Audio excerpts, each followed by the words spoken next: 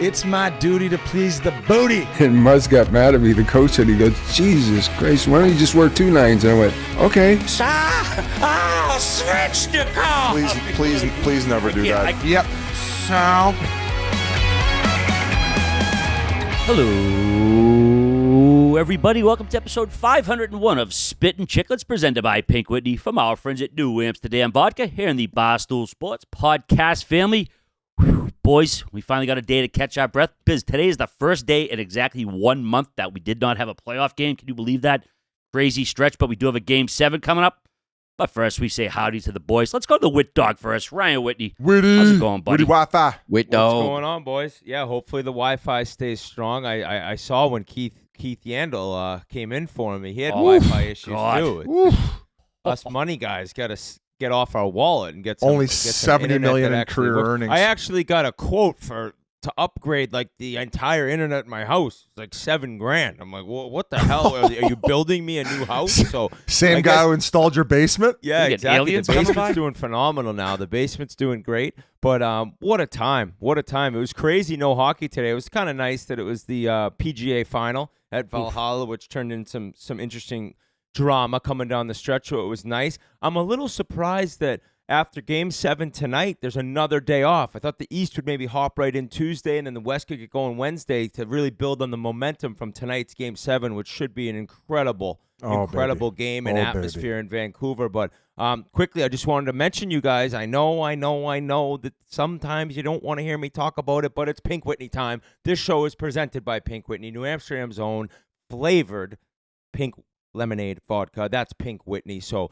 thank you so much. You know what, guys? New York and Florida, they're advanced to the Eastern Conference Final. Those are Pink Whitney places. Those are Pink Whitney towns, Pink Whitney areas. So I know that those drinks are going to be ripping before the Eastern Conference Finals in both cities. And then out west, Dallas, everything's bigger in Texas. So they like that big 1.75 liter bottle down in big old Texas with their guns. And I'll tell you right now, Edmonton and Van, back and forth. Tomorrow, if you're in Edmonton or Van and you're at a Cactus Club, I don't think they sell it, but maybe snip a nip in and send me a picture of you just chugging your Pink Whitney before the game. So a great time of year to drink. That's how they baptize the kids in Edmonton now. They use the Pink Whitney. Yeah, exactly. The blood of Christ. Exactly. Amen.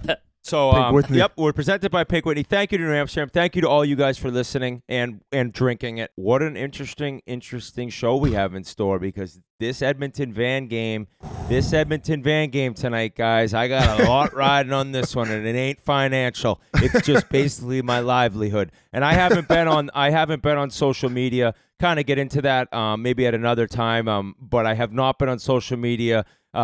And I really am probably happy about that overall, although it would have been nice after Game 6 to be in the mix. But what a series. What a series. Well, we're going to get into the weeds about it pretty soon. But, all right, I'll throw it back over to you. I'm looking forward to getting your take on who you think. It's been the Jekyll and Hyde show, Whit.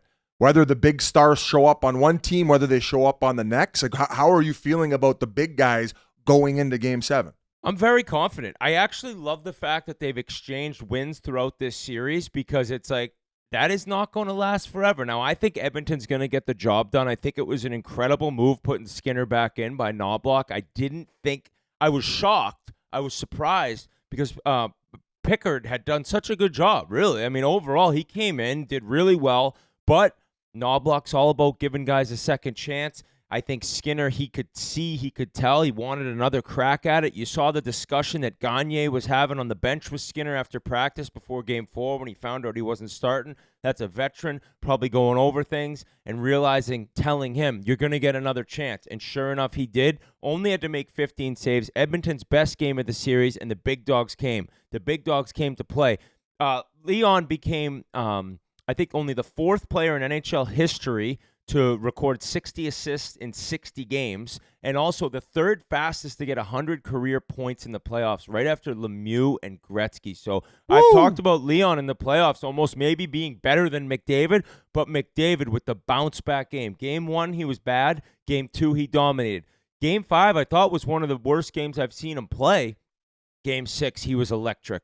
So in that same vein, Talk called out those guys after Game 4. He said, we got passengers, and he was talking about Pettersson, and Pettersson had that press conference where he's asked about his lack of productivity, and he had no interest in answering the question, but Game 5 was his best game. He was physical. They put that Swedish line together with Lindholm, and Höglander got back in, and they were great and dominated. So 2 totally different games. Love the bounce back by Edmonton. The crowds at these games have been so ridiculous. Like, you can just tell watching on TV. I had a bunch of videos sent to me from the Oilers the other night, and they were just incredible. Texts from buddies. Oh. And the best moment was the whole arena. It's 4-1. The game's over. They're singing Living on a Prayer as the puck's ready to drop. Bon Jovi banger. Puck drops. Kane snipes.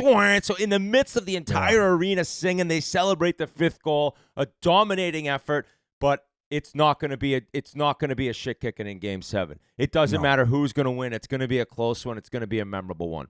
Superstein and Pasha were at Game 6 in Edmonton. That's the type of night where, 9 months from now, there's probably going to be an influx of pregnancies, the babies popping out. No doubt. The mojo was going. The whole town was buzzing after all the big dogs showed up.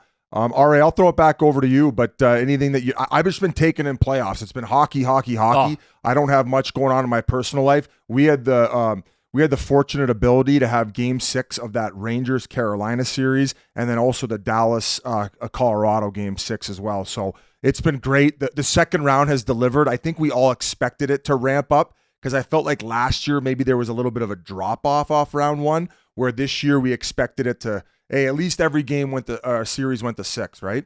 And we had a chance for 4 Game 7s. I thought we might get 2. You knew Edmonton Van was going. And I should say, we do have Kevin Bieksa coming on. We interviewed him. We're going to go to him right after this because he's such a Canucks legend and he follows the team. He's doing a great job with Hockey Night in Canada, and so he brings his point of view to everything, and we were all laughing. Even he thought Edmonton would get it done in 5 or 6. I've already been made to look a fool the way I was ranting and raving about us dominating Vancouver. I did not think that their defense would be as good and reliable and hard to play against as they are.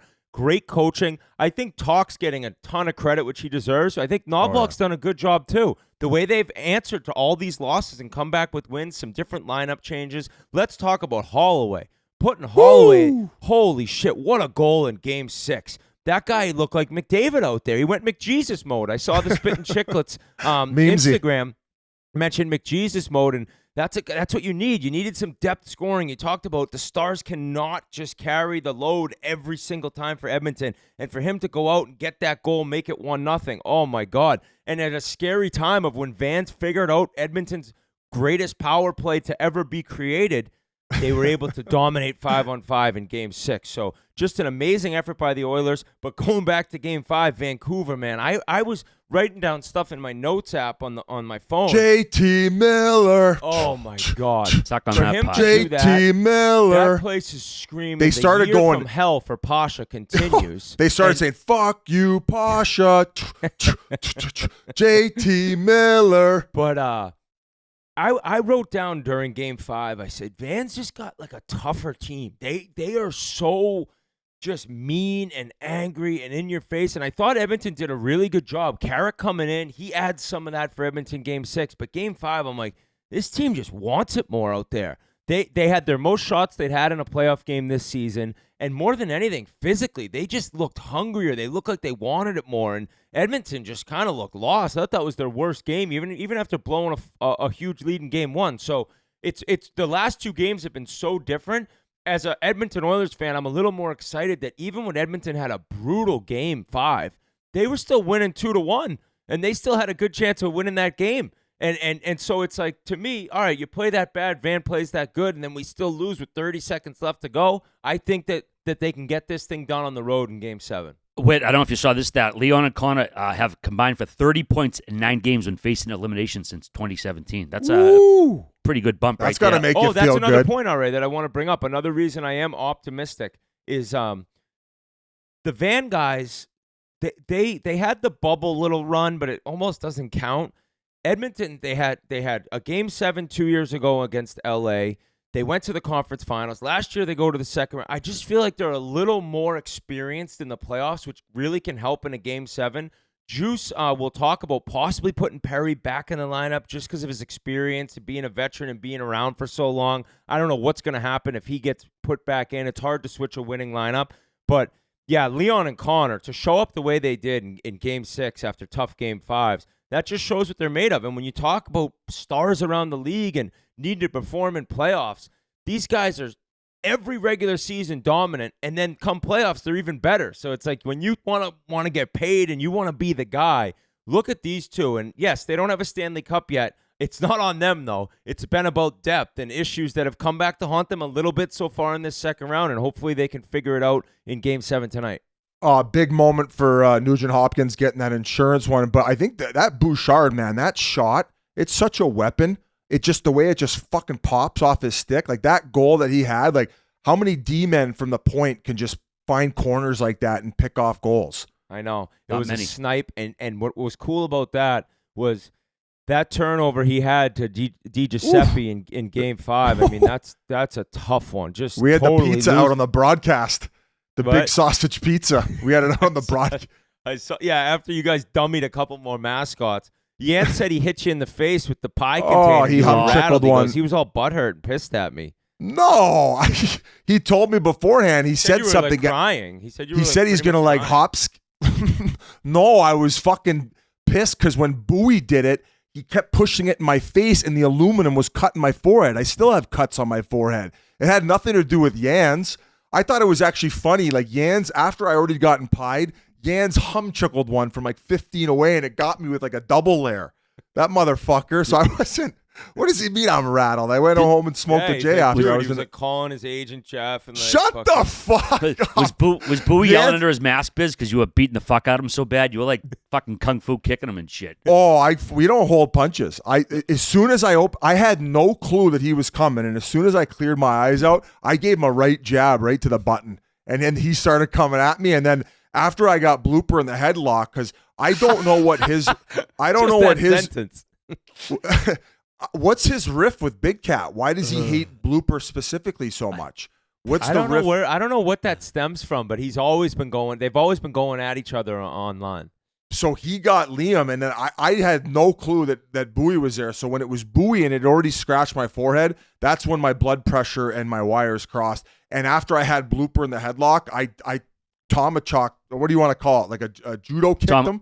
Tomahawk chop? Oh. Tomahawk chop judo kicked him right in the jugular and got him on the ground. So they ended up moving away to the replays. Like we were going at it for a good minute there until we got counted out by the wrestling ref. Legit. Well, he But, just got out of the WWF. hospital after you broke his ribs at the Winter Classic. He wanted payback.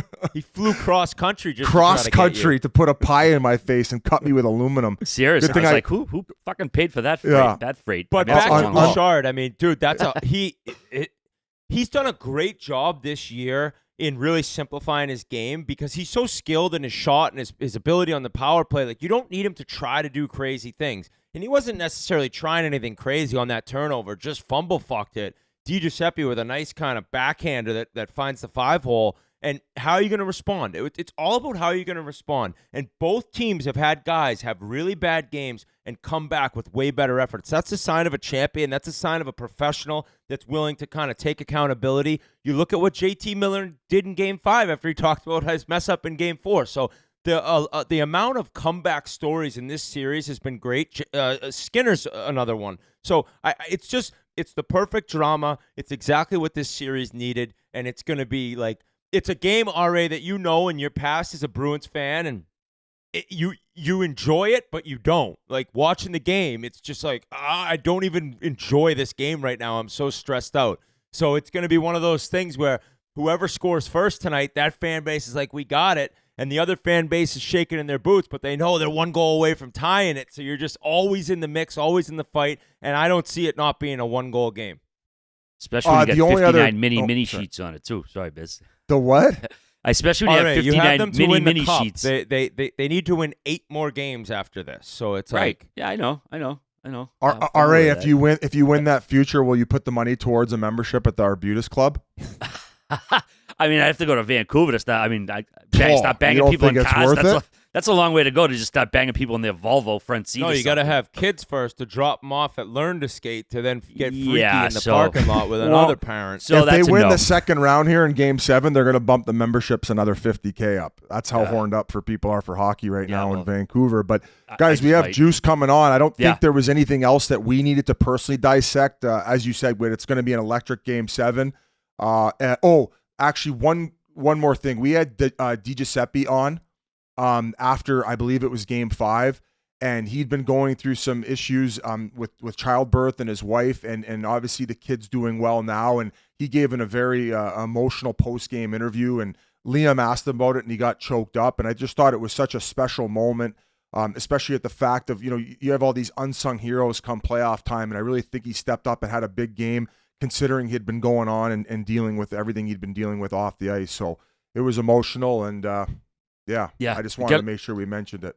Good job, Biz. Yeah, he got his first career playoff goal, and he was getting emotional. I thought you did a great thing there, Biz. You kind of segued, moved the conversation along to more hockey because it was, it's obviously an emotional subject, and you did a good thing there by kind of. And Liam asked the question. Like sometimes those aren't easy to ask, but he, you see his lip quivering, and you're like, oh God, He kept it together though, and he hit it out of the park and had an excellent game. So that's what playoffs about. It's special moments like that, and I just wanted to give him his flowers on that. All right, just before we send it over to Juice, just a couple of numbers for you we haven't gotten to yet. This is the 197th Game 7 in Stanley Cup playoff history, the third this year, and this is the 17th straight postseason that we've had at least 3 Game 7s. It'll be the first time 2 Canadian teams will meet in a Game 7 with a trip to the conference final on the line since 2002, when Toronto beat Ottawa 3-0 to go into the conference finals. And the third time in the McDavid era that the Oilers are forced to Game 7 when facing elimination. They're 1-1 in those 2 games. They beat LA back in 2022. The Oilers have yet to lose back-to-back games in these playoffs. They're 7-4 all-time in Game 7. Canucks 6-6. So we'll see what happens. And without further ado, let's throw it over to Kevin Bieksa. This game review segment is presented by ESPN. ABC and ESPN Plus are the home of the Stanley Cup Final. Stanley Cup Playoffs and Final on ESPN, ABC, and ESPN Plus. Oh, we got a doozy coming up this week. Game 1, Rangers, Panthers at MSG. Oh, man, I'm getting goosebumps just thinking about it. Cannot wait for that. Watch on Stanley Cup Playoffs on ESPN, ABC, ESPN Plus. All right, it's time to bring on one of our fan favorites. I believe this is his 4th time on the show, and he's also a Sandbagger alumni, if you weren't familiar with that. It's always How are you? Yeah, took an L. Took a big fat fucking L, this guy. I hope was you guys drooling win. on him. Our It's always a secret treat. weapon. To bring this guy on the pod, the Superman punch himself, Kevin Bieksa. How the hell are you, my friend? Good, boys. Always a pleasure to be on Chiclets. Looking forward to this. Well, you know why we brought you on. Let's get right to it, man. Vancouver, Edmonton, we're going into Game 7. We knew it was going 7, right? Yep. Or at least we over here at Chiclets did. Did Well, you guys I experience that? I picked him in 6. You picked him in 5, Biz. So I don't think we could say we knew. Well, for the drama aspect, we knew for Canada's series it had to go 7 games. What did you think before, Juice? Like, what was your thoughts going into it? Going into it, honestly, just by judging the first round, I thought Edmonton would take care of them in 5 or 6 as well. But then after you watch the first 2 games, you forget how competitive Vancouver is and how well they're coached and how well they defend. And they turned it into the series that they needed it to be. The low scoring. And I know Edmonton, going into Game 5, they'd scored 50% of their power play. But Vancouver only gave them like 2 to 3 power plays a game. That's it. And then Game 5, 0 for 5. Then last game, 0 for 4. So you got to give your guys, your boy Talkbiz, some credit. Like they're slowing Connor down and they're slowing Leon down. And yeah, I know they won 5-1 last night, and Connor had 3 and Leon had 2. But I wouldn't feel super confident if I was the Oilers going into this Game 7. I don't think that either fan base feels that confident. They may try to act a different way, but it's been such a crapshoot of a series where both teams have dominated at times. Like you saying, after Game 2 at least. Even in the first period of Game 1, Edmonton's up 2-0. Second period, Lindholm scores late to make it 4-2. But even then, I'm like, all right, I totally underestimated Vancouver. I underestimated that. I thought some of their bigger D was slow and weren't going to be able to compete. No, they've been in everyone's face, and I think that it's just been a war of attrition almost, where you've also seen Edmonton Stars bounce back from bad games, and then also Vancouver Stars, after talk calls them out in Game 4, Game 5 was by easily the best game of their entire playoff, so it's been so back and forth. I think it's been the most, now I'm biased, I think it's been the most enjoyable series to watch most enjoyable to watch in the playoffs so far. Yeah, so think about this, Whit. Did you think Susie and Myers would do this good of a job against Connor? And honestly, I don't think Edmonton and Knobloch thought that. So you know what it's like when you have a hard matchup and you're Connor and you don't really respect the matchup. You're like, these guys can't shut me. Like, I remember Patrick Kane skating by our bench when we played them in the playoffs 3 years in a row. And the one night it was me and Andrew Alberts against them. And he skated by our bench and he goes, oh, here we go. And Elaine Vigneault was our coach. He goes, really, Elaine? Really? Andrew Alberts? Like, I feel like Connor kind of felt that way too. Like, these guys can't cover me. These guys can't shut me down. But then they did, because they're both tall, long, rangy guys and they've done a good job. So now I thought going into last game, especially in Edmonton when Knobloch had last change, give the matchup a little bit of respect and get Connor away from JT and the big boys just once in a while. Like, when you want him to play against them, like after Edmonton scored the goal, like on your terms, but get them away from them. But now going back into Vancouver's going to get that hard matchup against Connor. Yeah. So they're going to get Miller's line. They're going to get without Besser, which is a huge loss. But they're going to have Miller's line, and they're going to have the two big boys. So Connor he'll earn his money in Game 7. We'll see what he can do. I think it was a bit disrespectful, not assuming that they would do the same thing they did to Edmonton in the regular season. Talk always had success, even when he was with the Coyotes and defending McDavid. The way you talked about always getting settle down, Biz. No, he didn't. What do Coyotes? You mean? Buddy, I'm telling you right now, Coyotes did not defend McDavid. Yeah, they did a good job. We need to see the numbers. Gee, pull up his numbers against I would the have Coyotes. I would have conversations with Talk about it, and he would talk about how to defend him, and he would put Brad Richardson on him, who was a fourth liner but a cagey veteran. He'd won Stanley Cups, or at least one, with the LA Kings. And buddy, I was in the radio booth watching. I thought, given how good McDavid was and against the Coyotes, they did a good job, and they would actually pull out some wins and slow him down a little bit. So he kind of had a game plan, obviously going into the season at the beginning of the year, and he's brought that into playoffs with that matchup. Why are you laughing right now? I respect your opinion, Biz. I respect what you saw, and I play with Brad Richardson. You cannot tell me he shut down McDavid. Gee, what are the numbers? Connor McDavid has 18 goals and 20 assists in a plus minus of 5 in 26 games against the Coyotes. Yeah, how many under Rick Tocchet, though? 18 goals in 5 games, Biz. Against the Coyotes. I'm trying to pump Talk's tires, and they for did fuck's every sakes. rookie party Will you in shut the Scottsdale, fuck too. up? I'm trying to fucking give Talk a double wrister right now. But Talk is doing a job, and Adam Foote is doing a job, and you're never going to stop Connor. You're never going to stop Leon. But they're doing as good. They're giving themselves a chance. They're on home ice with Game 7. You tell Canucks fans at the beginning of the season, hey, you guys are going to be in the second round in Game 7 on home ice. Take it or leave it. Boom, take it. So I actually think that Game 1, McDavid was bad. He bounces back, dominates Game 2. Game 5, I thought, was one of the worst games I've seen him play. Enough where I'm like, is something wrong with him? Game 6, he was excellent, but he won't shoot right now. And I was texting a couple buddies that were at the game. I'm like, I think he has an injury, maybe wrist or hand or something, because he's having wide open looks. It was funny too, because Sam Gagner was like, yeah, well, he did have 100 assists this season. So I think there's an argument as to why he dishes. But do you notice that, Juice, that McDavid isn't really shooting at all? I noticed on the power play, he doesn't want to take that shot. When he walks the goal line on his strong side, he's looking Hyman back door, or he's looking Draisaitl seam. But the Canucks have finally figured that out. Finally, after 3 games of getting scored on every other time. So now last game, you saw him take a couple of those short side shots. Yeah, he doesn't want to take them. The goalie's teed up. He sees them. He knows if he makes that pass, it's a tap in.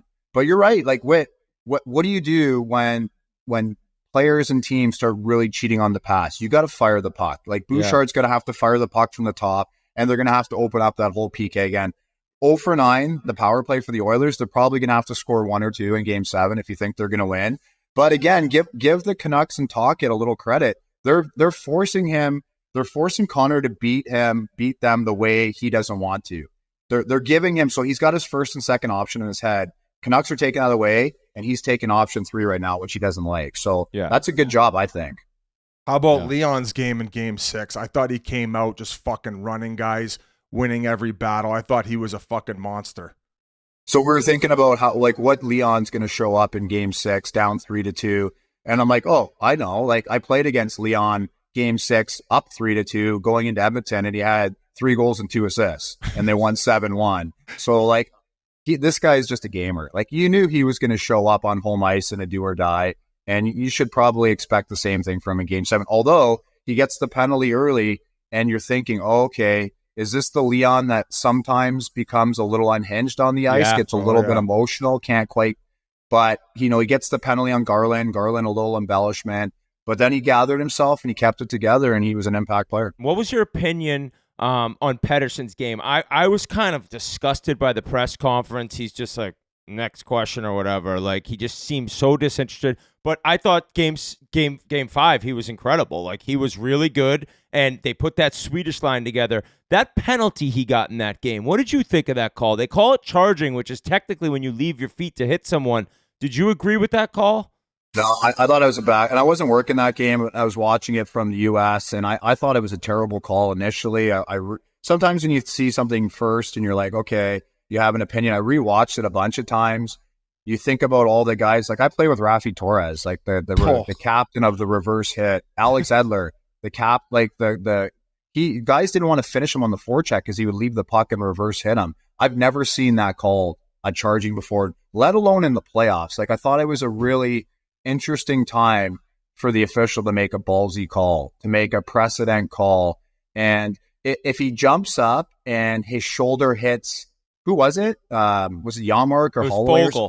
Fogel is a lefty. So if he jumps up and he hits Fogel in the head with his shoulder, I get that. But he didn't. He jumped up as the hit was coming, and he kind of knocked Fogel down. Nothing happened. Like, I cannot imagine why they called that a penalty. It was a very soft call in a very big game in the playoffs. I didn't think that was the time for a precedent call. I thought Vancouver could have been a little bit more disciplined in Game 6. I also thought that Carrick penalty that Zadorov had was bullshit too. It feels like Carrick just came into him and took his ice. So in Game 7, I hope the refs just stay the fuck out of it. But I want to see, when you came on last time or the time before, you talked about when you were in the Stanley Cup Finals, when you guys went on the road in Game 6. Didn't you say that you guys felt a little tight, like more so than usual? Was that what you said? And the RA is going to love this. But yeah, when we went to Boston, I don't know why, because, and I thought the Canucks, I don't think they approached last game the right way. You're going into Edmonton, you're up 3-2, you're playing with the house's money, right? So you have like a game, you have a buffer. They should have went into that game and just full speed attack mode, right? You don't need to play that game safe. Like, maybe Game 7's a little bit different, but in that situation, they should have went right at them, attack mode, make Edmonton feel the pressure of it being a tie game or being down a goal. And it was the same thing for us. Like, we went into Boston in Game 6, we were up 3-2, we had a chance to win. We flew in all of our family. We had the charter with the other ones, with the family members, and we went in and we dipped our toe in the water. And I always thought that was such a big mistake. Like, we should have just dove into the deep end, all in, if we remember Reeves in Boston, you go for the hit and you give up a 2-on-1 the other way. Like, I felt like we should have been like that type of aggressiveness. And then if shit happens because you're playing with the house's money. Now you play a very passive, timid game. Connor and Leon take over. Now all of a sudden you're going back home in Game 7. Kevin, how you feeling about Shilovs and Game 7? He had a rough one last time, but he's been pretty steady all throughout the playoffs since they put him in there. I feel better about Shilovs than Skinner. Put it that way. I don't know, man. Wow. I would. Yeah. So I was very surprised that they started Skinner. And I looked into it a little bit more and talking to people. Apparently, Knobloch's made it very clear through his actions all season that he gives guys a big-time chance to rebound. Guys who've had tough games, they may sit down for a little bit, but it's not like you're buried with this coach. And I looked at it once I found out, even though I was shocked, because Pickard, I don't know how you say his name, Pickard. Excuse me. Pickard. No, I fuck it up too. He was great. That's what they needed. But he was almost looking at it like, all right, now it's like such a challenge to Skinner. Like, what do you have? What are you made out of? And also, how hard are these guys going to play for Skinner now? They love him. I think after having that game, his confidence has to be sky high. The only thing I would say is he only had 15 shots. The only thing what I'll say is he swam around a little bit in the first period. It's been a tough series for goalies, and especially the Oiler goalies, because the Canucks haven't shot a lot of pucks. They got like 4 shots after one. Three of their games this year, they have like under 5 shots on net. So if you're a goalie, you want to feel the puck and you want to get some confidence from making some saves. What I will say is, like, when you guys think about like a backup goalie, so Pickard's he's a true backup goalie. Like Skinner is your number one for me, and Pickard's way below. He's your backup. So when shit happens in the playoffs and your number one doesn't quite get the job done and you want to put the backup in, so you put him in for game 3, then he starts game 4 and you get your win out of that, that's almost where as a coach, and it's really hard because you just won, but it's like, okay, we got as much as we're going to get out of our backup. We just got a relief and then we got a win at a start. Like, okay, now we've given our starter a rest, a chance to reset. Let's put him back in for game 5. But it's a tough decision because you just won. So they didn't. They keep Pickard in and then they lose that game. And then next thing you know, it's back to Skinner. Like, I think when your number one is your number one, you ride him. You can give him a little break if you want, but he's got to be your guy. I don't like it when it goes back and forth with the decision. That's just a personal thing for me. I like Knobloch giving him the chance. Someone did mention that Pickard hadn't started back-to-back games since like 2021, or maybe it was 2022. So all of a sudden to put him 3 in a row too, and as much as anyone, to kind of turn the brain on as a starter, like that's kind of part of what the challenge is in game over game, right? That's why not a lot of goalies now do it 60, 65 times. So I kind of like the move to go back to him because I believe high-end Skinner is going to give you more than what Pickard can. And I like the fact now that he's got his confidence going into game 7. Did you guys put on the broadcast that save that he made in the second, though? That blocker save? Oh, that was labeled too. That was blocker came out of nowhere. I think it was Quinn Hughes where they showed it again on the replay, the perfect angle, where I'm like, that's the save that he needed to make to get all of his confidence back. And I felt after that he looked comfortable. Yeah, that's exactly what it is. You need one of those saves where it's a goal that maybe goes in if you don't make a great save, and then you feel good about yourself, especially after like the first period, what I said, he gets limited shots. And there was the one power play when the Canucks had the puck. I don't know if you remember, they were passing around nicely. And if you ISO cam Skinner, he pushes from his right side to his left, falls, and then the Canucks don't even try to shoot the puck. Then he gets up, then he tries to get to the other side. Then it comes to JT Miller and he passes it through the goalie and goes backdoor and almost bad skate sharpening. Do you remember that sequence? Yeah, bad skate fell sharpening. over. It looked like his blade fell out of his skate, right? And he was just on the plastic.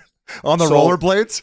So when that happens, Biz, you know better than anyone. You must not feel confident. You must not have the confidence. So when you get a save the other way, hey, you're feeling good about yourself. Oh, yeah. Fuck. Those guys would be licking their chops when they saw me backpedaling. Oh, Bambi legs. There he goes. Got him. Skating backwards, toe Got back. him. You're like, oh. Old Whitney one-timer over here had a couple of those on ESPN. No. I was panicked. Game 6, getting that 5-on-3 chance to put them away. They don't. Then all of a sudden they take too many men on the ice while they're killing. Van has a 5-on-3. Usually you don't score on a 5-on-3. The saying is you don't deserve to win. Right after they were able to kill Vancouver's, I was like, oh, thank God it was even. But bad power plays on both sides of those 5-on-3s for both teams. Yeah, I think for sure. Like 5-on-3s, I always feel like when you have a lot of time, you're passive, right? Like I always thought like the best 5-on-3s that I saw and I was a part of, you're like attack mode right away. You're like shot, recovery, shot, rather than trying to set up the perfect opportunity. And if it doesn't work and then they clear it, you've just wasted 40 seconds and you've gotten nothing out of it. So like guilty, both power plays guilty, and you're right, Wade. Like it's such a critical advantage of a game where you can really influence the game. And I remember like we were playing San Jose the one year in the 3rd round, and it was an afternoon game, and there was a couple really weak calls, and we got 3 5-on-3s in the first period. We scored on every single one. Oh. And it was like the interchange, like Daniel Sedin down to his brother, and he would go through, and Sammy Sell would come over the top on his one-timer and just absolutely 120 mile an hour pound it. He pounded 2 for goals, and then the third one, he one-touched the Kess for a one-timer, and boom, 3 5-on-3 goals, and that was essentially the series. So it can be such a turning point, but when it doesn't work, usually from my experience, it's because you're too passive. All right, before we go any further, here's a few words from our friends over at DraftKings. We are this close to crowning the Stanley Cup champion. And with the action heating up on the ice, it's even hotter at DraftKings Sportsbook, an official sports betting partner of the NHL. There's only so many games left, and DraftKings Sportsbook has you covered with same-game parlays, live betting, odds boost, and so much more. Don't miss out, or you'll have to wait until next NHL season to place your bets. And it's super easy for first-timers to get started.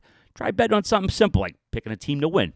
You go to the DraftKings Sportsbook app, select your squad, and place your first bet. It's that simple. Taking a look right now, Florida, man, I can't believe they're minus 150 in that series over the Rangers. Wow.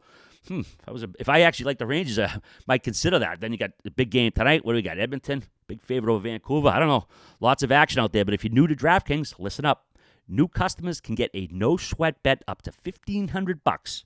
Just deposit at least $5, and you'll get a bonus bet back equal to your first bet if it doesn't hit. Download the DraftKings Sportsbook app now and use code Chiclets. That's code Chiclets for new customers to get a no-sweat bet up to $1,500 if your first bet doesn't hit. Only on DraftKings. The crown is yours. Some horrible news just broke about, 2 hours ago that Brock Besser may not play. It might be confirmed that he's not due to a blood clot. Horrible, right? This guy's been so clutch for them. He's had a few games where he just takes over. He's a game changer. Who needs to step up? And do you think that they move Petey to where he was? And obviously, Petey, that's got to be his game tomorrow. Well, yeah, on home ice, because they control the last change, I think they're probably going to put Lindholm back with Garland and Dakota Joshua. And now they have a line they can trust against Connor other than JT Miller's line. So you kind of have to have two lines just in case you miss the matchup. So they'll have two lines right there. And I don't know, Biz. It's a good question. It depends on how they're feeling about Pettersson's game at center. Like, they kind of need him to carry a line at center.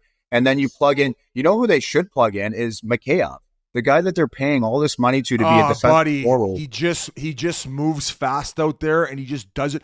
I watched him with the Leafs, and it looks really good. It's like all the tools, no toolbox. I agree with you. I love his speed. If he can be a forecheck hound and then get the puck to Petey, no problem. But Whit, are you on my program here where I feel like he just doesn't do anything with the time he's out there? Like, nothing ever happens.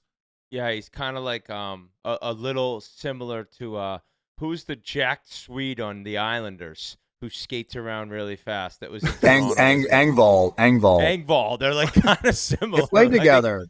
Mikheyev's a little bit more skilled, but I don't see why you wouldn't put Garland up on that first line where Besser was, and then you could have Lafferty play on that line with because Lafferty's strong enough and a good enough skater to be on that third line, and Garland's been one of their best players. Bieksa to hop in here. That's one of the best attributes I feel like the Canucks have had, and also coaching as well, is if guy's not playing well, like Lafferty hasn't been playing, right? He's out of the lineup. It's next man up, where I felt the one game they didn't feel Hoglander's game whereas what should be. So he was out as a healthy scratch, next man up. So I feel like they're deep, and that's able to keep the guys accountable. But as we kind of keep throwing around here, who do you trust to put in what positions where on the lines? I really like what you just said there, Whit. I didn't think about that, because you got to think like Besser's solid defensively, but his attribute, his biggest skill is that he's a natural scorer, and he's got really good touch and offensive instincts.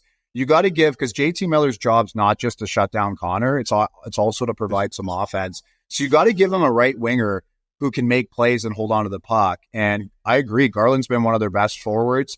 And because Pius Suter is not really, he's the third strongest guy on that line, no matter who's on that line. He's not going to be like an offensive guy. He's just a really solid third guy that goes with the top two. So I kind of think, Lafferty, although his numbers don't show anything, he's still a good player. And you think he could be able to check in a big game like that.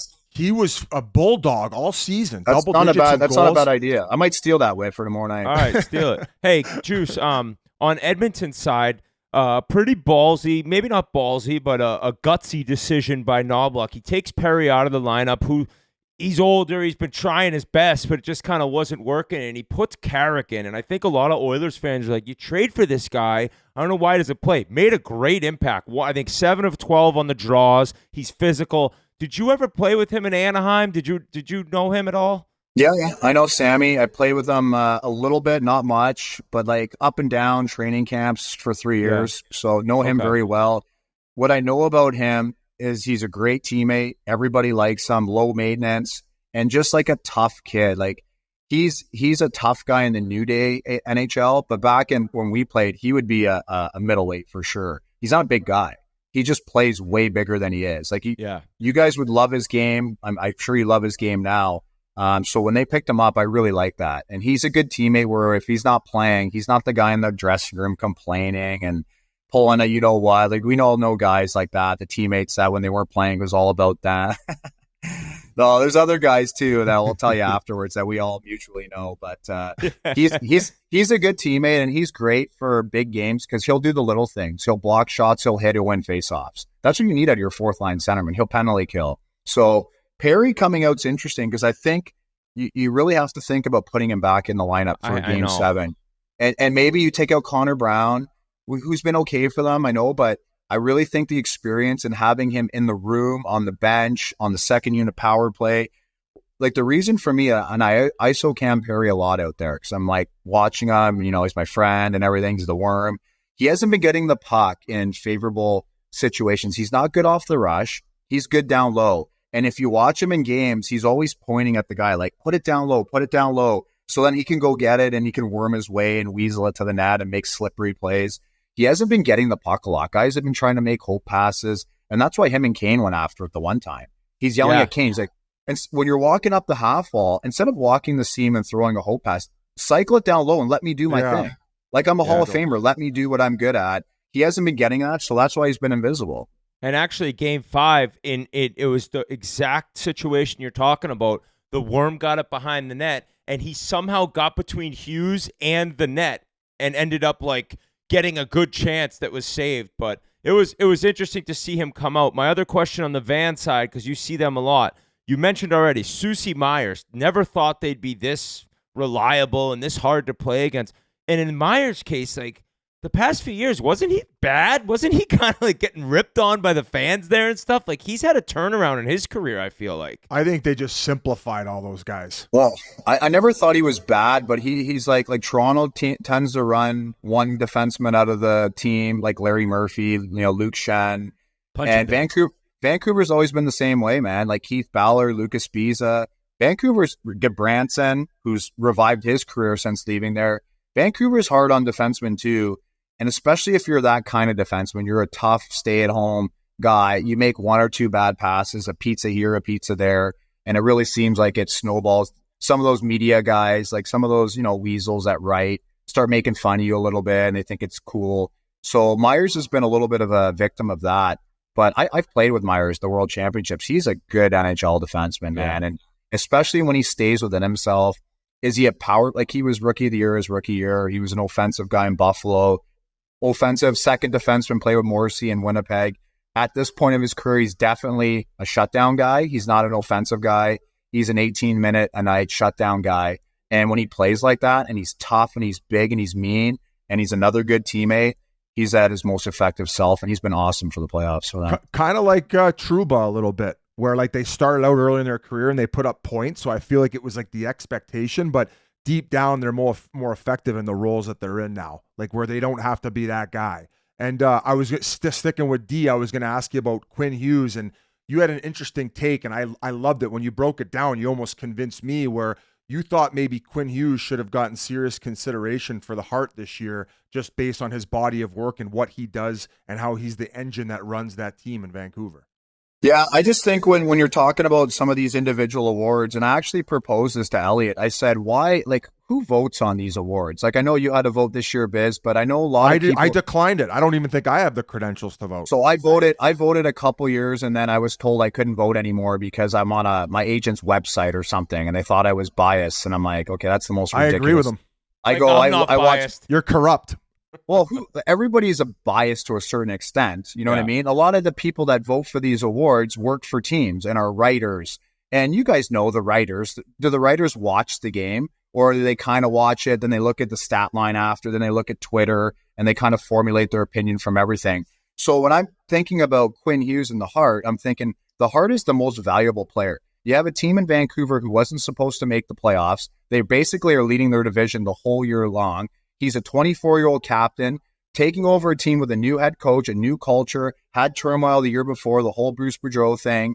There's just so many things going on, and he leads your team with 91 points and just consistently is your best player night in, night out. Like, is that not the most valuable player? Like, you're not in the playoffs. If he gets hurt for 2 months, Vancouver's not in the playoffs. So, Whit, you tell me if you think this is good. What I propose is in the future, why don't you have a committee of 20 to 25 retired NHL players, alumni, from spread out across the board from different teams living in different cities, and you make a commitment to these 20 guys, and you say, your job at the beginning of the year is to vote for Vezina, Norris, Hart Trophy, all these like awards, Selke, and you have to watch as many games as you can and take pride in this. And now you have players that know the game that are watching it for the right, like, I don't want to get into this deeper, but that's why year, I declined it. That's why I declined it. Like, I watch a decent amount of hockey, and I still don't felt I watched enough hockey to have a true opinion. But like you watched probably a lot of Quinn Hughes and saw what he did game over game the entire year.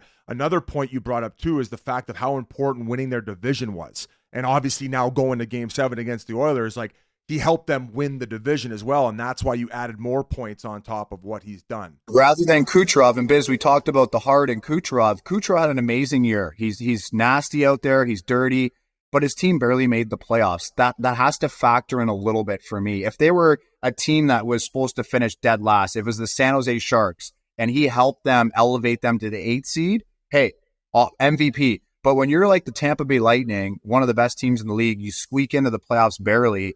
Yeah, you have a lot of points. For me, that's not the most valuable player. It's consideration. It's top 3, top 5, but it's not the most valuable to me. But that's my opinion. So, and what do you think of him so far in playoffs? That was just my follow up on Quinn Hughes. Yeah, he's been quiet. I'm gonna do a thing tomorrow. Like, one of the best things about him is how good he is on the offensive blue line and how he's able to beat guys. Like, it's a mismatch. If you're that winger coming out to him, you're so scared. I haven't seen him beat one guy on the offensive blue line, and I haven't seen him create one chance from doing that. I'd really like to see that in Game 7. Yeah, no goals yet through 12 games, which is shocking.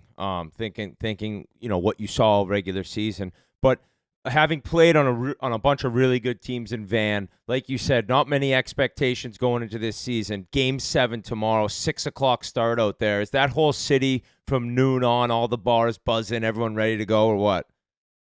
Yeah. Well, what do you mean in Vancouver? I'm in Toronto right now. No, I just mean like the city after you playing there. Like, how alive is that place going to be tomorrow or today? Like, when I played Whit and we had all of our runs, people weren't selling out Rogers Arena when we were on the road, and these guys are selling out the arena when they're playing in Edmonton, and even going back to the Nashville series, they're in Nashville and the whole rink is sold out. The whole downtown is packed. So the city has just been waiting for this for so long. It's one of the best cities when it's playoff time. All the bars and restaurants are bumping. When we made our runs, the streets after games, there was 100,000 people in the streets, like in the first, second, third round. After the game, we would leave the rink and we would drive back to our hotels and our apartments. And honestly, it would take me 45 minutes to go like 5 miles because there's people just walking everywhere, partying. Everyone's got Canuck jerseys. It's really one of the most passionate fan bases, and you see it on both ends. Like, they're not afraid to attack you. They'll stick up for their players and their team. Well, they actually, I just want to make it clear. Apparently, I've been told that they're selling out Rogers for the Oilers as well when they're on the road. I haven't seen any images of that, but Vancouver's has gotten a little bit more play. It's just so sick. The last 2 Canadian teams left. A Game 7, the only one of the second round. It was meant to be. It's going to be amazing theater tonight. I can't wait. I think as Canadians, like Biz, like, we want to see a Canadian team win and just be in the fight. I don't care what Canadian team it is, but it's just so nice that we had 2 playing in this round, so we're guaranteed 1 in the third round, and then who knows what happens. Like, for the country, we've been waiting for this for a long time. You don't understand, Whit and RA. You guys are spoiled. You win the cup every year. Our country needs this right now. Yeah, we need this. Big time. What's your prediction? How do you think the game's going to play out? I don't know. I'm not a big prediction guy. I think home ice advantage might factor in for the Game 7 for the Canucks. That's what I'll say. Juice, one last question here for you. I want to ask about Zadorov. I mean, this guy I think was one of the best pickups before the deadline, well before the deadline. What's he meant to the team, not only on the ice, but off the ice as well? So when he came in, you remember he was a big time wild card, right? He still was, and some fans and some people didn't really quite know how to take him. Oh, this guy, like, he kind of runs out of position. He kind of makes some weird plays, and he's takes some bad penalties. And I remember talking to somebody in the Canucks organization and just saying, hey, just wait. Like, you need one wild card on your team, especially on the back. Like, maybe I'm biased, right? But you need one wild card on the back end. One guy who's going to keep the other team honest, right? And just be a wild card knucklehead. And then you reel him in and you kind of direct him and you try to get him to stay out of the box and not throw pizzas up the middle. But you'll appreciate this one guy. And has he not paid off? He's been not only their best defenseman, their most entertaining player. Like, think about it from the fans' perspective. Yeah. This guy's been entertaining. Quote machine, willing to fight anyone. He must have the biggest head in the world. His neck is about this thick in the back. He's a scary looking man. That's so funny. I shouldn't tell this story, but no, tell Chiclets. I went out for dinner with him a few years ago when he was playing for Calgary, and they were in Anaheim. And I had some friends on the team, so we all went out for dinner.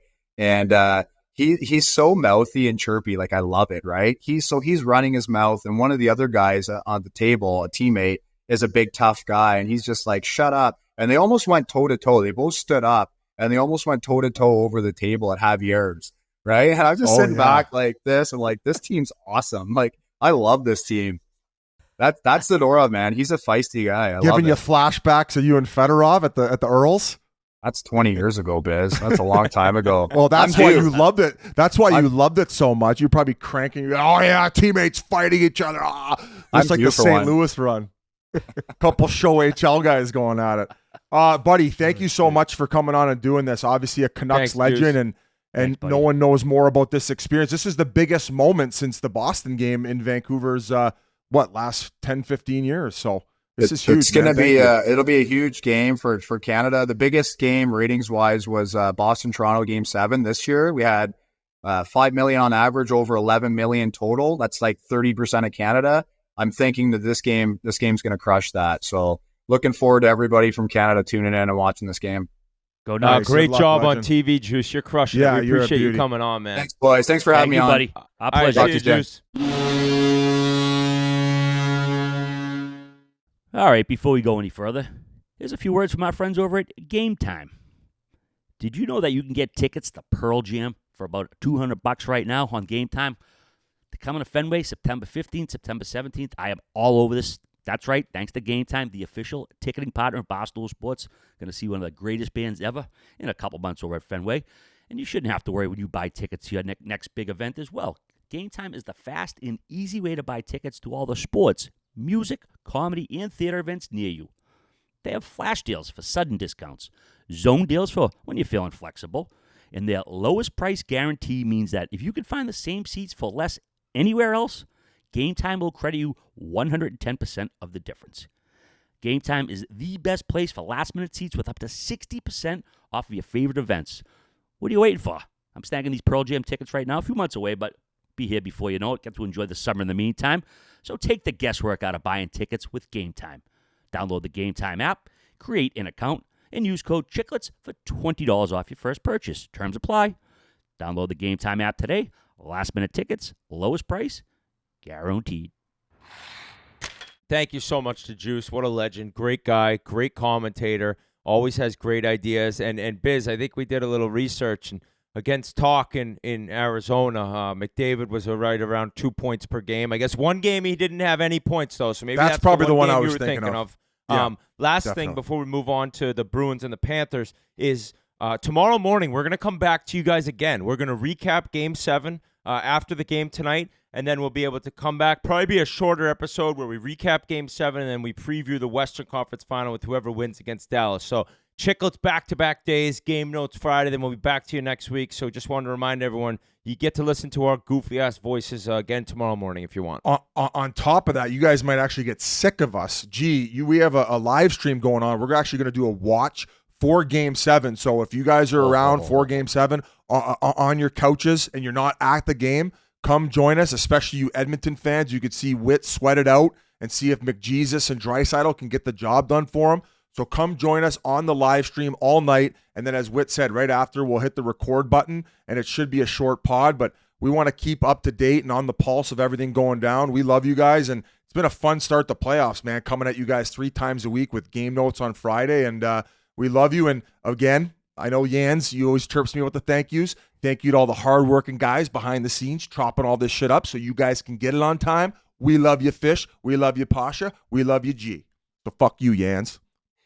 Biz, piggyback on that, I just want to thank everyone also for the nice words and well wishes we got for the 500th episode last week. I mean, too many tweets and messages to write back to, but thanks so much to everybody. I mean, I've got more messages. I've been here since day 1 or episode 1. I've heard everyone, and the idea that someone will listen to not only our voice but my voice voluntarily more than 500 times. I mean, thank you so much. I don't know how you do it. It feels like torture. How about the Terry Ryan poem that he gave to us? That was the Terry Ryan on poem. top. Yeah, Incredible. Yeah, it was a special day, a special episode. So I just really quickly wanted to say thanks to everybody there. We appreciate it very much. And for the second straight year, the Florida Panthers knocked off the Boston Bruins. This time via a round 2, Game 6, 2-1 victory that sends the Panthers to the Eastern Conference Finals for the second year in a row, where they'll face the New York Rangers starting Wednesday night, 8 o'clock down at Madison Square Garden. They've only faced each other once in the playoffs back in, I believe, 97. Rangers won that 4-1. We're going to talk about this Gustav Forsling, I think, Whit. He got the series winner the other night. Kind of a blind shot. Just threw it at the net. Florida picked this guy up off on waivers back on January 9th, 2021. He got traded a couple times. And this guy, he's a top caliber defenseman in the league, Whit, no? At this point? Whitney's been doing the playoffs. He's an amazing skater.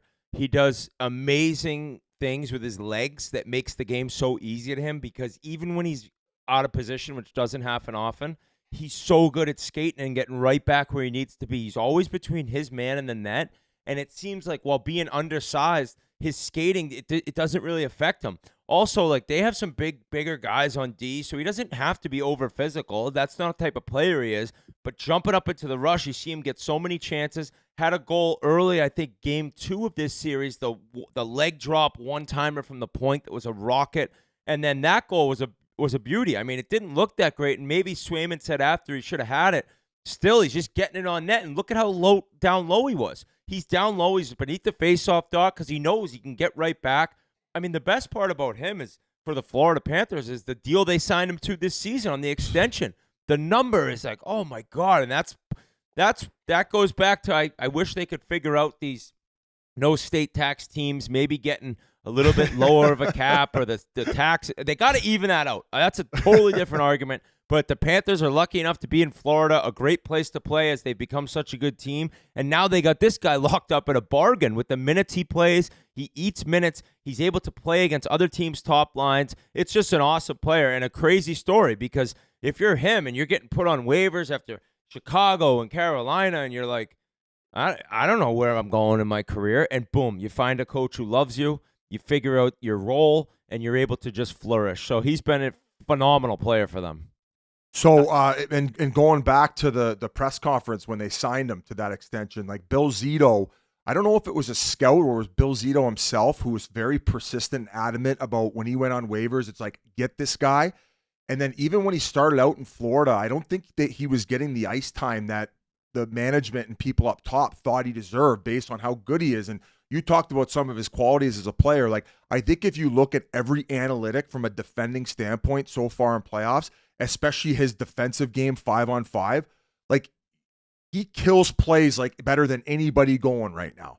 So 5-on-5, he's just a machine, and you can, sick him against any team's top dogs. And obviously with what he did through the first 2 rounds, it just proves that. And, Bill Zito got emotional at that press conference when he signed him, and he said, man, like, this is a guy who persevered, picked up off waivers every day in the gym. Like, they call him the Greek god off the ice, right? Like, he's in the gym. He's like a maniac. Seems like they have quite a few guys in their lineup that are that dedicated. Like, Bobrovsky always gets talked about. So just to see the turnaround from going on waivers to putting up that type of production and being that guy who, I think he led all skaters from the Panthers in that closeout game with close to 26, maybe over 26 minutes in ice. So bravo to him and of course, the Florida Panthers for locking him in. And If Montour is able to stick around as well and they get him under the cap, that's why, man. You need guys taking better deals, and you mentioned state tax has something to do with it, but nonetheless, bravo, because I think on the open market as a free agent, he's probably worth close to 8,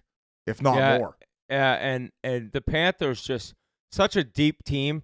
I will give the Bruins credit. I don't think anyone saw them having this season. Going into the year after last year's debacle and losing Krejci and Hall and Bertuzzi and Bergeron, it was like I didn't have any expectations for them. And they go down and win a huge Game 5 on the road to force a Game 6 at home. And they get out to a 1-0 lead there. Zacha finally gets his first playoff goal. So I know Bruins fans were disappointed, but if I'm looking at the Bruins, you got Pasta locked up. You got McAvoy locked up. You're going to get Swayman locked up. You're going to trade Allmark, and you got a ton of money. And I know you build Stanley Cup winners through the draft, and they haven't had great draft success, but they at least have dough. It's a city where people want to play, and they had a ballsy effort this season. They win a Game 7 against Toronto. They force 6 to a way better Florida team. And so it wasn't what Bruins fans were hoping for, but it was way better than I think most people expected going into the season. For the Panthers, Barkov's reached another level.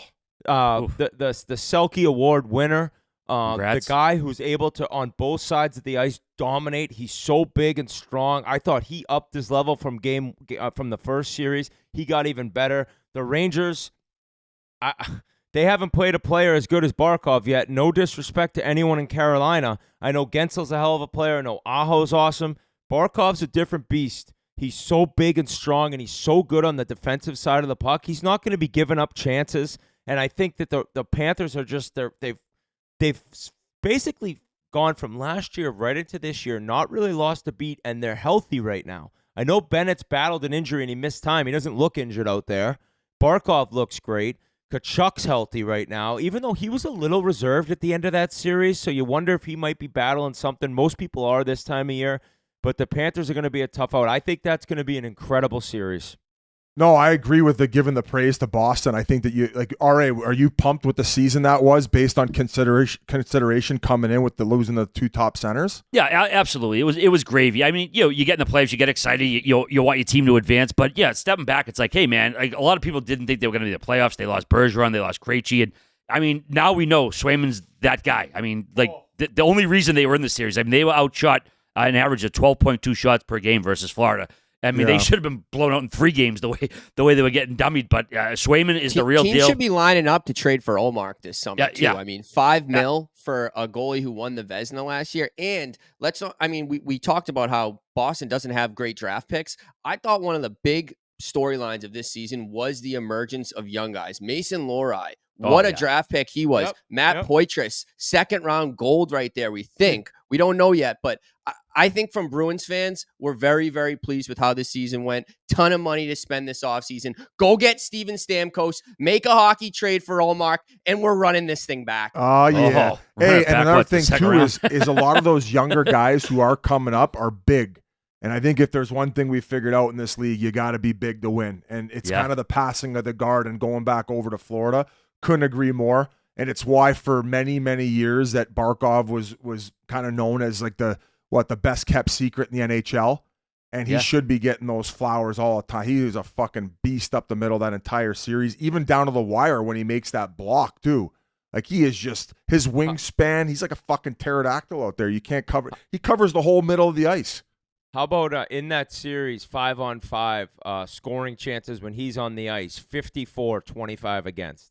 So 2-1, you're getting scoring chances with him on the ice for the Panthers. Right now, the Panthers are averaging 9 more shots a game than the other team against Tampa and Boston. So it's definitely the Rangers' hardest series. They had a cakewalk in the first round, and now they're dealing with a monster who's got a goalie. I think it's going to be great. I think actually Shesterkin's a better goalie, but it's just the depth that Florida has. They can insert guys on that 4th line.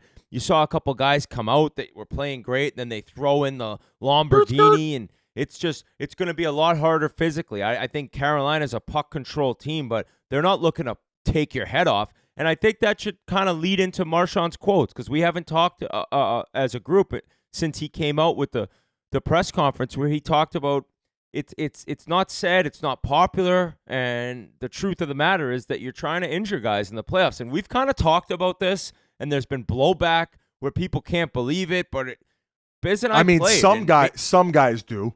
I don't think you're hitting guys out there in playoffs to hurt guys. I think guys no, like, but I think if you're guys you're like looking Sam to get Bennett a slash on the wrist, you're like, I don't care if I break his wrist. Correct. But certain guys are going out there with the mentality where they're hitting to hurt. Other guys' main focus isn't that, where they're like, yeah, I'd like to, create some momentum here and knock the guy off the puck. I don't think Cale Makar is going out there saying, I'm going to fucking, line up Jamie Benn here and try to put him out of the series. I think he's probably trying to avoid those trolley tracks, to be quite honest. Yeah. What? You know what he meant. Like, 100%. It's a violent, mean game. And the more violent and the meaner you are in the playoffs, the better you are. War of attrition. It's kind of crazy because there's not many sports like that. I guess football's definitely like that. But with the rule changes in football, I mean, it's really hard to throw some of these hits now that used to be so common in the game. And hockey's changed as well. But you get to this second season, you get to the end of April, May, and into June, and you see vicious attacks on players. That is just part of the game. Florida's moving on. Bennett's not suspended. He's going to do something against the Rangers, and nobody will be surprised, and the Panthers could move on in that series. I actually am going to pick the Rangers to get that done. Team of Destiny this year. We can get into that in a little bit, but an amazing effort by Florida. And Bobrovsky wasn't even that good. I know he made some great saves, but Swayman outplayed him, and I don't think it's the Bobrovsky of last year's run where you saw him steal games for the Panthers. I think his save percentage right now is below 900, or at least it was in that last series. But his goals against is pretty good. Yeah, 8-3, 237 goals against, 902 save percentage. And what I was saying to Yandel the other day, it seems like as the game gets later, he gets better. Like his save percentage isn't good, but he's been making all the major saves he's need to make in the third period, like huge saves. Yeah. So I'm almost like I'm a big save percentage guy, but you can almost throw it out when it comes to Bob. What do you got, Busy? Looking ahead, if you were looking at that Rangers Panthers matchup, I would have said, on the back end, I would have gave the slight edge to maybe Rangers because of Fox. But fuck, the way that Montour, it's like he's last year's Montour again, because he came back injured to begin the season. Didn't really have the offensive numbers, but in that last round, you saw him join the rush way more involved. That shot came back where he looks fucking poised to have a big round against them. And he talks a lot of shit out there, too. Oh, he's got mouthy, he's yappy. He that's part of his game. Him and Forsling are very similar in that they can jump up to the play and they're so fast they can get back. Forsling, I would say, is a little bit more responsible in his own end, and then Montour on his side is just maybe a little meaner, a little more cocky, a little mouthier. So they complement each other well. I know they don't play together, but you did say about Fox, though, interesting enough, Fox averaged 24 minutes a game this season, I think 23:57. Only twice in the Carolina series did he get over 23 minutes. If you remember that knee-on-knee hit he took from Jensen in the Washington series, he had a couple maintenance days where he didn't skate in the Carolina series on the off days. So I don't know if Adam Fox is at 100% right now, but we can get into that series. I mean, I don't really have anything else. I think it goes back to the season, though, where he injured that same knee, right? That was a collision that he had with Aho. Was it the same as well. one? It was same side? Same side. I think it was his left knee, and it kind of opened up. It looked like maybe it was MCL. So that was a pretty nasty one he had in the regular season. I want to say it was Sebastian Aho, where he missed, I want to say he missed 8 to 12 games, maybe even more. So something to look for moving forward, and I agree with you. He doesn't look like himself out there, so advantage to Florida in that department, all right? Yeah, I was disappointed. The last 2 years at home, Bruins are 3-8 at home in the last two playoffs. I mean, that's just bad. The Cats went 3-0 in Boston this year. They've won 6 straight at TD Guide going back to Game 2 last year. And I guess there was a fire alarm. I don't know if someone pulled it when they were having that pregame nap the other day at the hotel. Listen, if a fan all right, pulled where were you? Buddy, listen. You know, all right, where were you? Buddy. Well, he didn't pull the fire alarm. He was smoking a joint, and the smoke actually sent off the fire alarm. Did I do that? No, listen. Don't pull fucking fire alarms. Like, I've been saying since this show started. My old man, retired fireman. Don't do that shit. It's like fucking. You got to send guys out on rushing out on a trip. They get hurt. Don't pull fucking fire alarms anytime, especially hotels during the playoffs. It's a donkey move. Crack the whip, RA. I agree with you, buddy. Come on. I don't know if that's what happened, Paul. I don't know if it was a hotel situation, but don't do that Brunelli, shit. where were Don't you? do that shit. Where were you, G? I actually cleared out my entire dorm my sophomore year of college because I broke in and pulled the fire alarm, and I tried to light my roommate up with a fire extinguisher. And it cleared out the whole dorm at like 3 a.m. Everyone was pretty pissed at me. What They do you didn't kick you think? out? Yeah. Wow. No, didn't get kicked out. They actually, the school never found out it was me. Dude, there was you went to Plymouth State. They'll give you like a degree for that. Yeah, they'll give you a line of blow for that. Oh, it was a heavy cocaine use school? Oh, tons of drugs at Plymouth. Big drug school. Mm. Great RA, is school. that- though. Did you No. go there for a semester? I went to North Adams State. North a Adams potty State. school, and no, I didn't. I don't eat drugs to eat up school. Weed and mushrooms up North Adams. For real. All right. Stand on the Bible. All right, before we go any further, here's some words from our friends over at Sport Clips. Hey guys, your hair may grow fast, but after going to Sport Clips haircuts, you'll wish it grew even faster. That's because Sport Clips has the best seats in hair, and that may or may not be because they happen to be right in front of TVs playing sports all day, every day. We know watching sports while getting a haircut sure beats watching your reflection getting a haircut.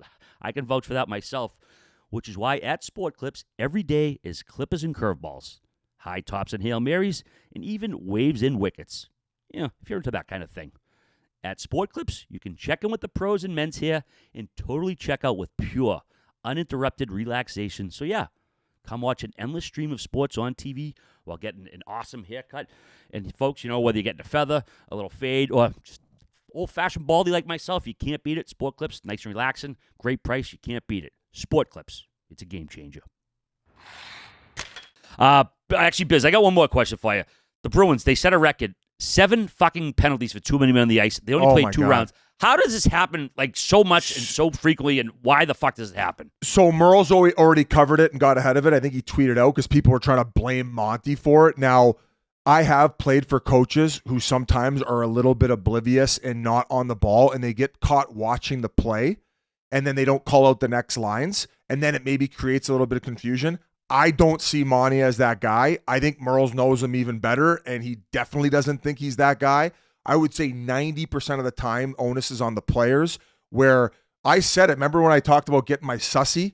I made eye contact with the guy, with Max Domi, and then all of a sudden something changed where he altered his route, but considering he was coming, his skates were facing the bench, and I made eye contact with him, I hopped and didn't look behind me. Sometimes that type of shit happens.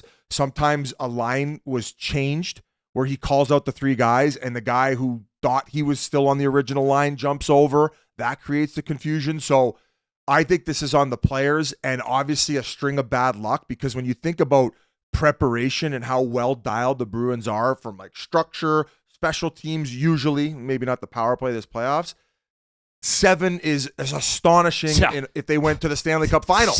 Brutal. 7 fucking times. 7's a lot for 82 Every other games in the game. regular season. That's It's a lot every for a other game. squirt team. It's a lot for Yeah. a peewee team. What are I we had him talking 5 about times here? and he's still alive. And So I think brutal. they had 4 or 5 in the first round last year, somebody Yeah. said. They did. Oh, 5 God. last year. And obviously, an older guy like me, it's just like triggering because of 1979, too many men on the ice. It goes back to that all the time. Old man fucking I whatever. wonder if you watch all the tape, who was the most that did it? Like imagine, I'm just throwing the name out there. Like, imagine DeBrusque had 5 of them. I don't know. Lindholm You had see, 2. Lindholm had did 2 in the playoffs. he did fail his driver's test like 4 times. It could be Spidey's fault. So not to throw How anybody great under were the the bus. clips? I don't know if they were showing them on the Canadian broadcast for all you people listening up north, but on what you guys had that game, right? Biz, TNT, or was that ESPN? Yeah, TNT had Yeah, game so they 6. showed Louis DeBrusque a bunch. And Oh, God, yeah. he's like, he's a great broadcaster for all the Oilers games and Sportsnet, but he's just watching it as a dad and a fan. He's so into it. You could tell the stresses he was dealing with. And I thought DeBrusque had another solid playoff. I'm very interested to see if they re-sign him. What's he going to want? I would think they'd try to, because even though sometimes in the regular season people are left wanting more, at least this year. Last year he was great. Playoff time, he comes to play, dude. Yeah, he does. He's a perfect playoff type player. He could skate, gets in on the forecheck, could score. So That I play would think he that made, they'd make him an offer at least. that play he made to Zaka, the no-look backhand right That on was his tape. sick. He just gunned it 2 zones. Barkov wasn't expecting it. So. No. He wasn't thinking he could even get it to him. The craziest part was Zaka was last guy back in support of Wotherspoon, if that's how you say his name, who went right up with it. And then next thing you know, Zaka's on the breakaway. You're like, what the fuck just happened there? On DeBrusk real quick, over the last 3 postseasons, he has 11 goals, 10 assists, 21 points in 27 games. That's a 7.78 points per game. That's tied with Artemi Panarin and Elias Lindholm for top like, 30 in the league.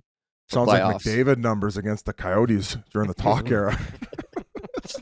But hey, I think considering we're wrapping up this Boston-Florida series, we got to hop over to that Carolina for realsy Fugazi, depending on which game it is. Rangers, just an absolutely insane Game 6 comeback thanks to a third period natty hattie from Chris Kreider. They beat Carolina 5-3, advanced to the Eastern Conference Final for the second time in 3 seasons.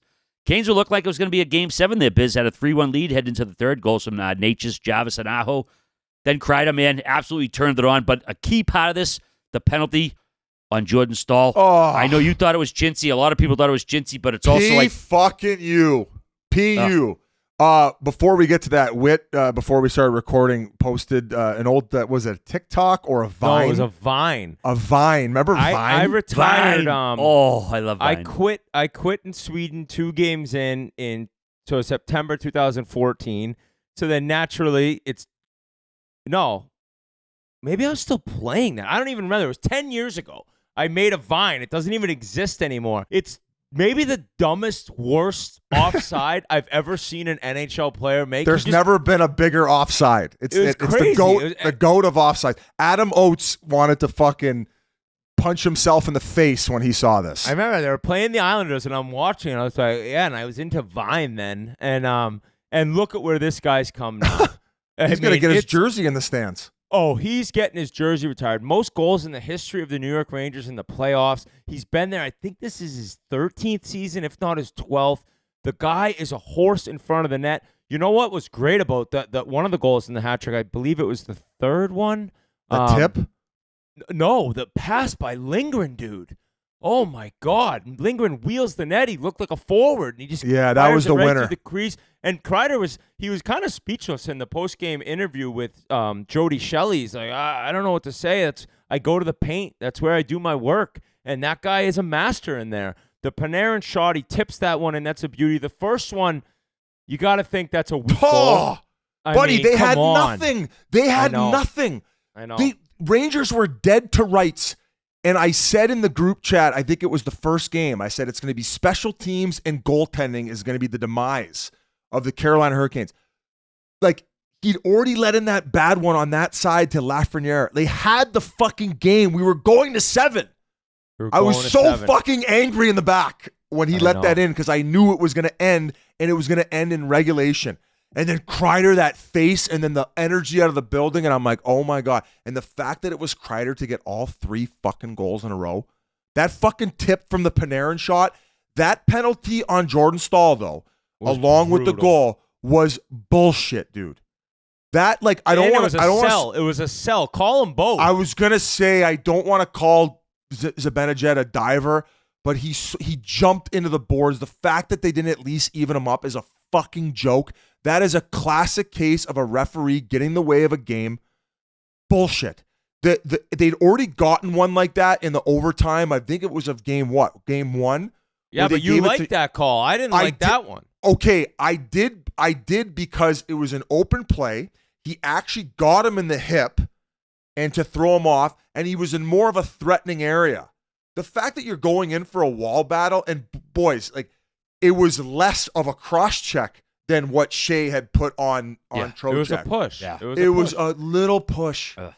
And the look on Stahl's face, and I don't think he complained or said boo-hoo. He was just sad. He was just sad.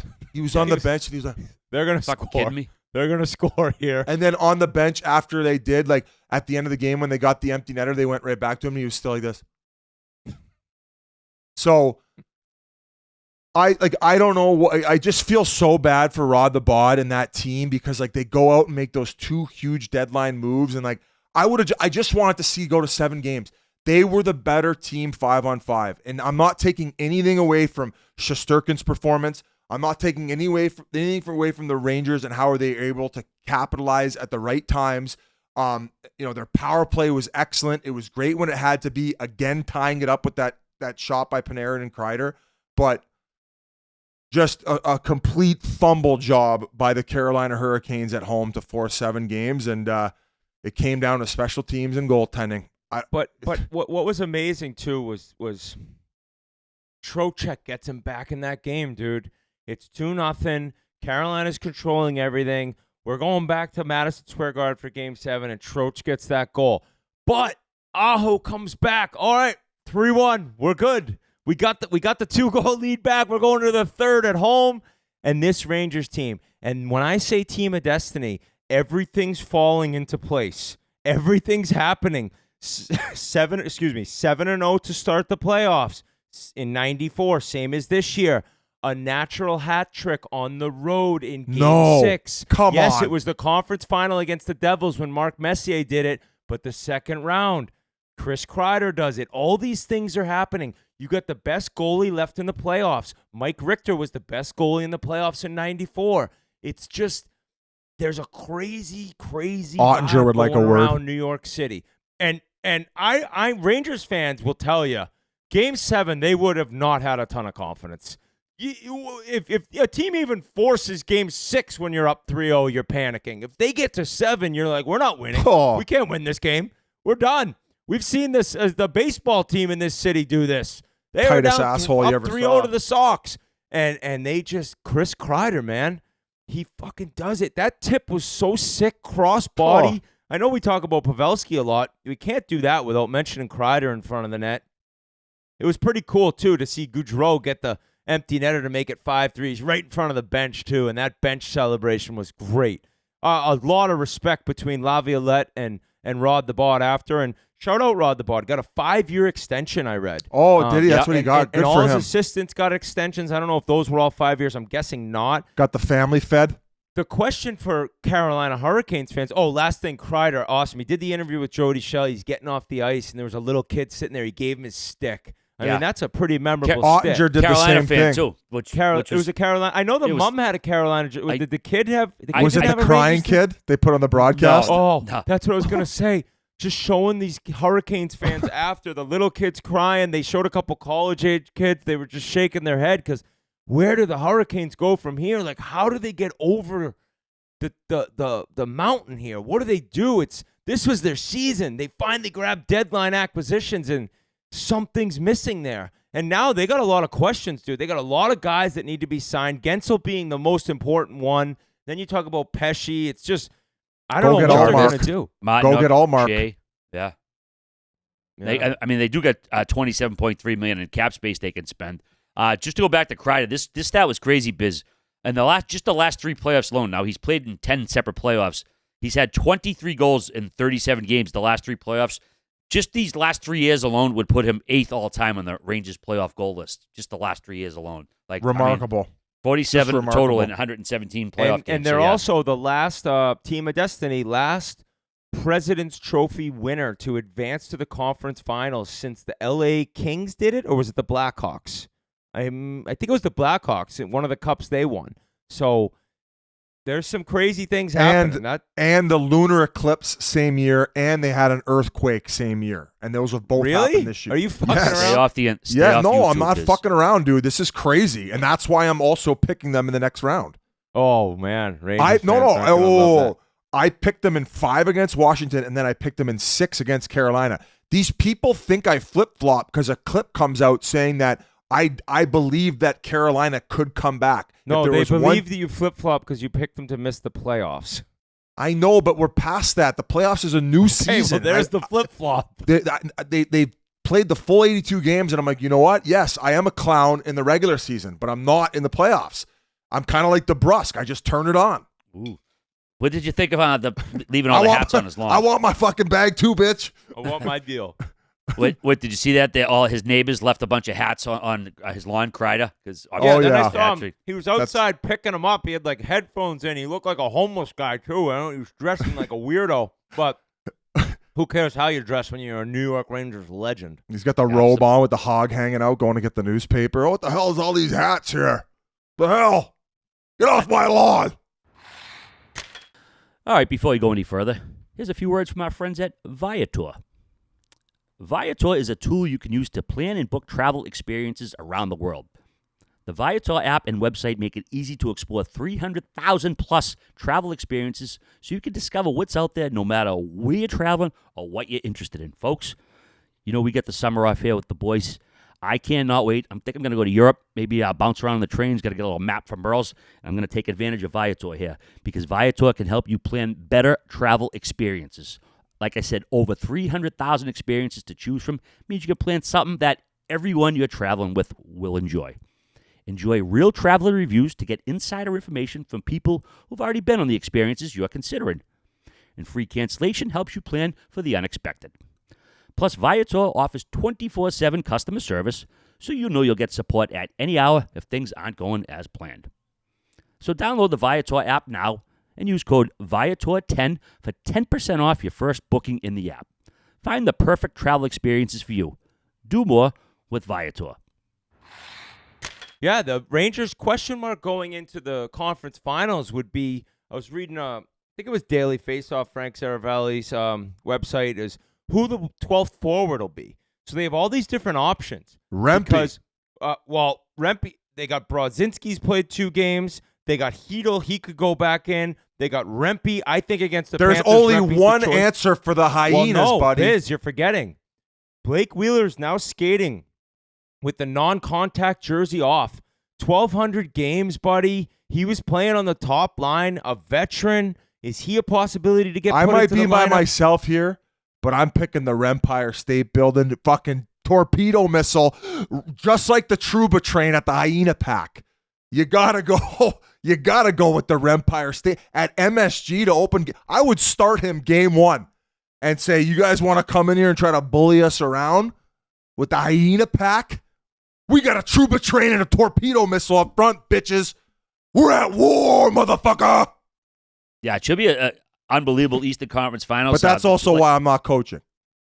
Like I said, just the second time these two have played in the playoffs, way back in '97, the Rangers beat them 4-1. Game 1 Wednesday night, then they'll be playing every other night. The season series, Florida was 2-0-1.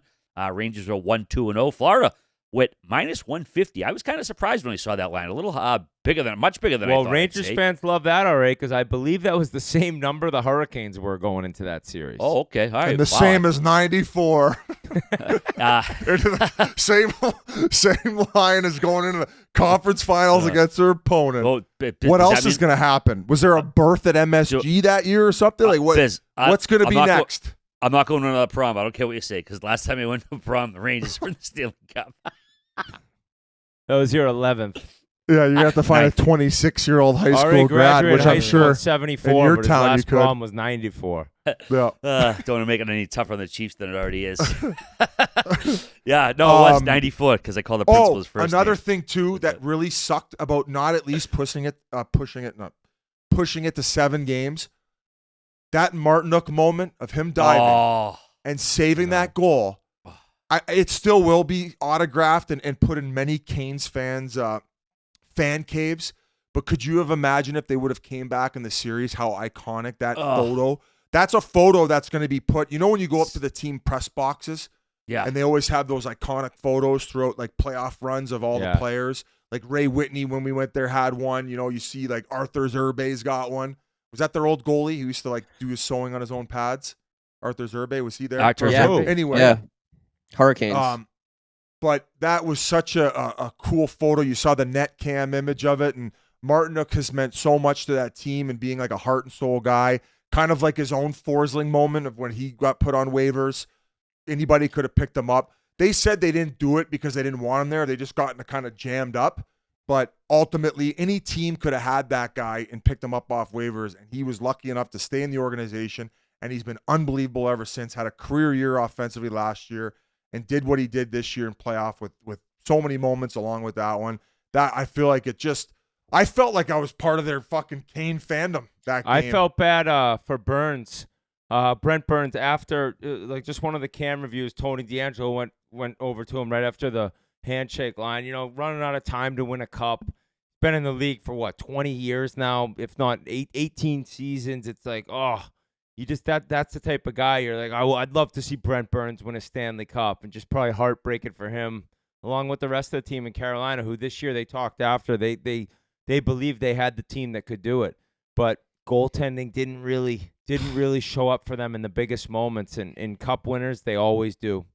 And it's not to say he played poorly. It was just that one save. It was the Kreider off to the side of the net. You know, Yep. what was the other bad one? The Lafreniere one was bad, but there was one other bad one too on top of that.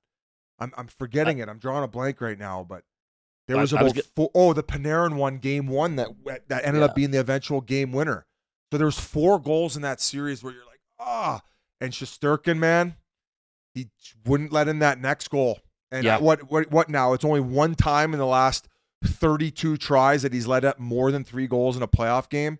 He's kicking right now, man. So I think we're pretty much – and the Pesce injury, I thought, played a bit of a factor as well.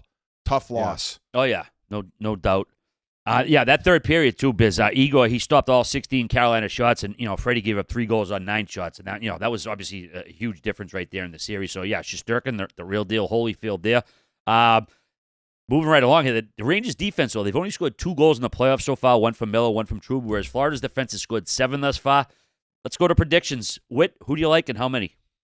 So I like the Rangers in 7. I think it's going to be an incredible series. I think home ice is really going to help them out in the end. In the end, boys, I'm back. But I just think like the vibe with the Rangers. I think there's something about that team. And I've picked against the Panthers so often in these last 2 years that I'm the fool, and Panthers fans love hearing it.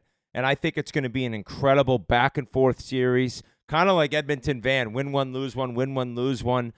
Maybe home team wins game 5 and 6, you go to 7, and then with Shesterkin, that's my biggest thing. I think Bobrovsky's awesome, and it's a real tough matchup. It's not lopsided in any way the way it was with Anderson versus Shesterkin, but it's just this Rangers team.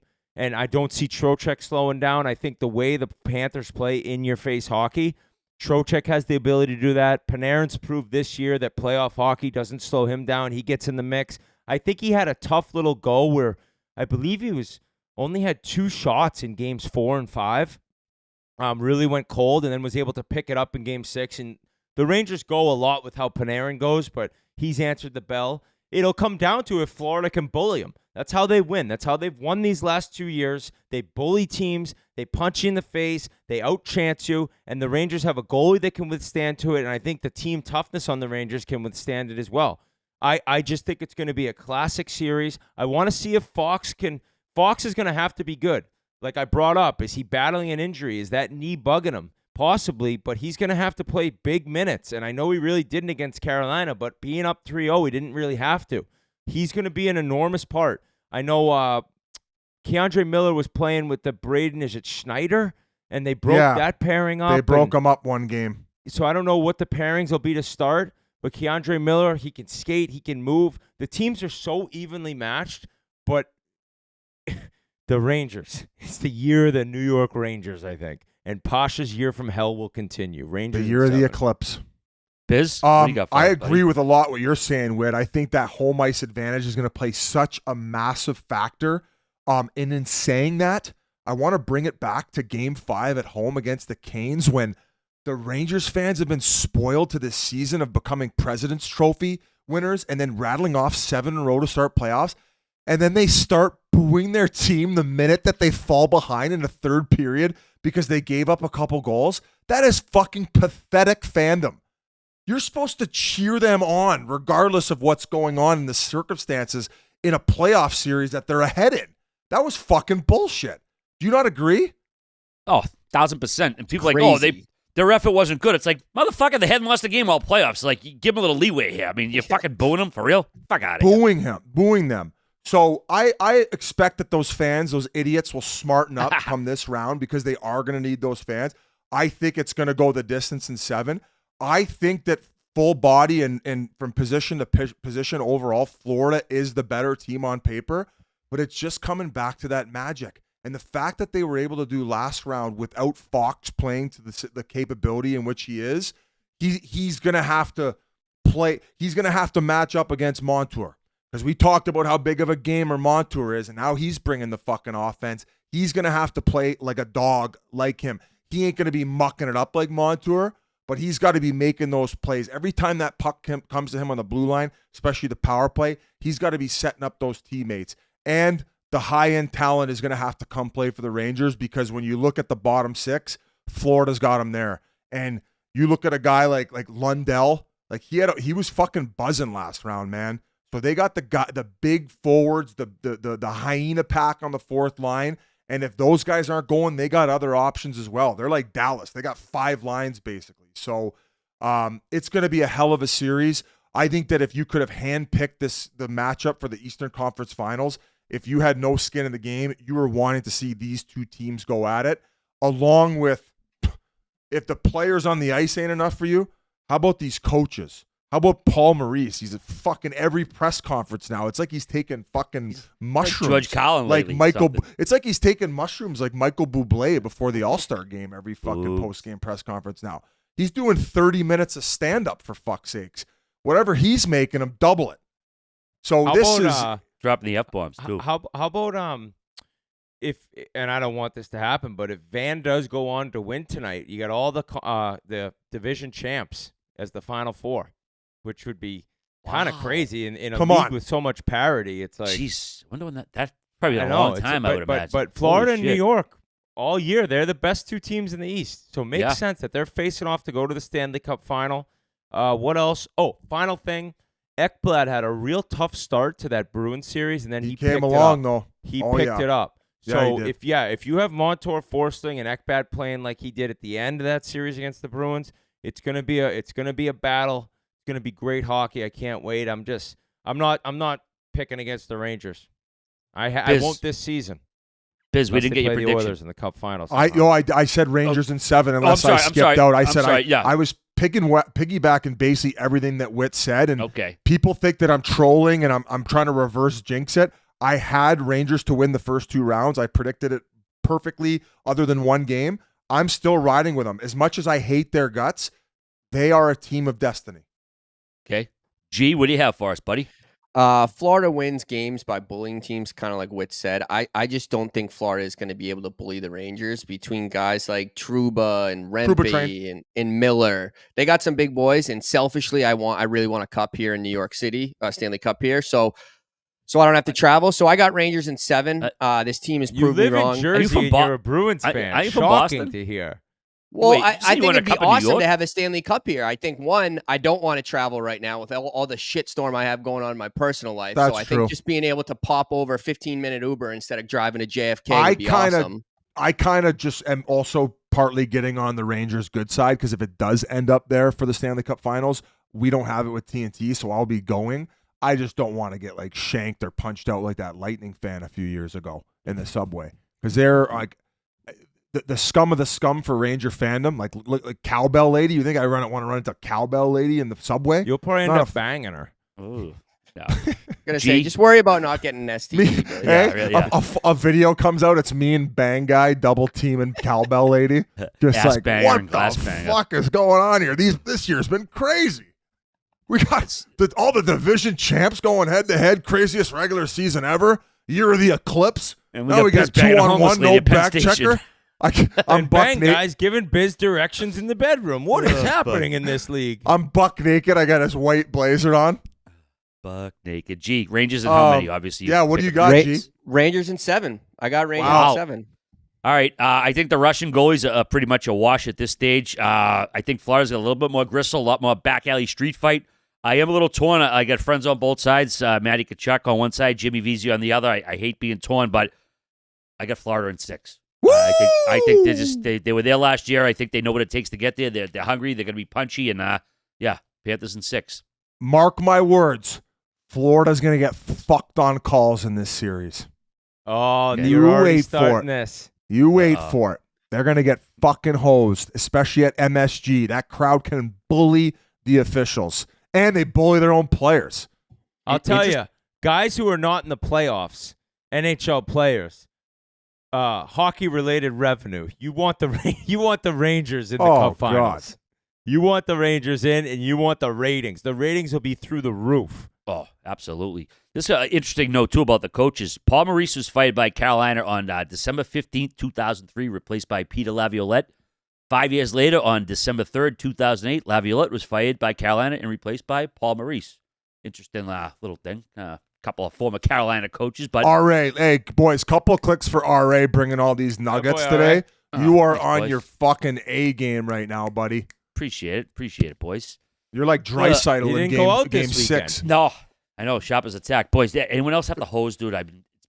I know it's fucking. Why don't you you take a little break, RA? Yeah. We'll keep No, it going here. I know and we're you buzzing, deserve dude, it. but it's been 2 hours and I'm 52 Go minutes. pee. in. go and ahead, we'll keep buddy. talking. I'm Yeah, all full max. you All right, deserve you it, go. buddy. Go pee. all Let's see right. your cornhole Please while we're get at up it with too. the boxers on. What do you? Oh, he's got Look, shorts he on hides today. it now. He hides it. Dude, that guy wears like those old cloth Hanes. Oh yeah. Like, The old school ones. You know the like boxers that were like they'd give you the worst wedgies. I wore them in 8th grade. He still has them. That's why you get the worst skid marks in him, and I bet you he's got them too. Oh, he's for Just a sure big got bacon skid strip. marks, dude. He hasn't had a ghost wipe since '82 taking a shit. He's eating baby food, just By the squirting way, everywhere. we pumped his tires because he's crushing it with the stats today. So he probably's like, I'm gonna go smoke a bowl right now. These guys Oh, yeah. love me. He's gonna He's come coming back hammered. marble mouth. He's like, I look at the Dallas lost to Colorado. He doesn't come back. He just like ends up at a party. Just, like, where'd he go? Hey, all right. That's the hard thing about RA. The minute you pump his tire, he goes off the deep end. He thinks he deserves a 7-day trip to Vegas. It's to like watch why old fish at the coaches Sphere. like sometimes coaches don't like giving up compliments because they're like, then the guy's not on his toes. Oh yeah, just too loosey goosey. Was there anything else hockey wise, or even outside of hockey you wanted to talk about? Whit, I mean, amazing PGA today. Xander Schauffele, who's I think he's the number 2 player in the world. The world golf rankings are kind of fucked up because the guys from Live can't get any rankings points, but he'd been banging on the door of a major for a long time. Just held off Bryson DeChambeau. Actually birdied the final hole to win his first ever major at Valhalla. Pretty that exciting. sounds like an evil place. Valhalla. Yeah, Does. it's had Sounds like a made up name. Like crazy land. Tiger Woods won a PGA there. Rory McIlroy won a PGA there. I think it was his last one, maybe. And then Xander Schauffele, 21 under. Just insane what these guys do. These courses, if nowadays in golf, if you don't make the course, which is weather dependent, if you don't make it firm and fast, if the greens are soft, it doesn't matter if it's 8,000 yards. These guys they'll eat it up. Just chucking darts. Darts. It's and crazy Bryson how good they are. DeChambeau, who's a very he's like a lightning rod. People love him. People hate him. He came flying on the scene, 20 under, birdied the final hole. Thought there might be a playoff, but Xander Schauffele. Fish just wrote, Valhalla is a banquet hall in Odin's palace in Asgard, the realm of the gods, where Viking warriors who die in battle go in the afterlife. That's such a Holy fish shit, call. Fish. Fish, hop on here. That's Hop a on. great What turn. the fuck was that? Fish has a picture of Valhalla in his bedroom. I was just saying because like you were saying, Valhalla is like a chaotic place. I'm like it's like the afterlife for the Vikings.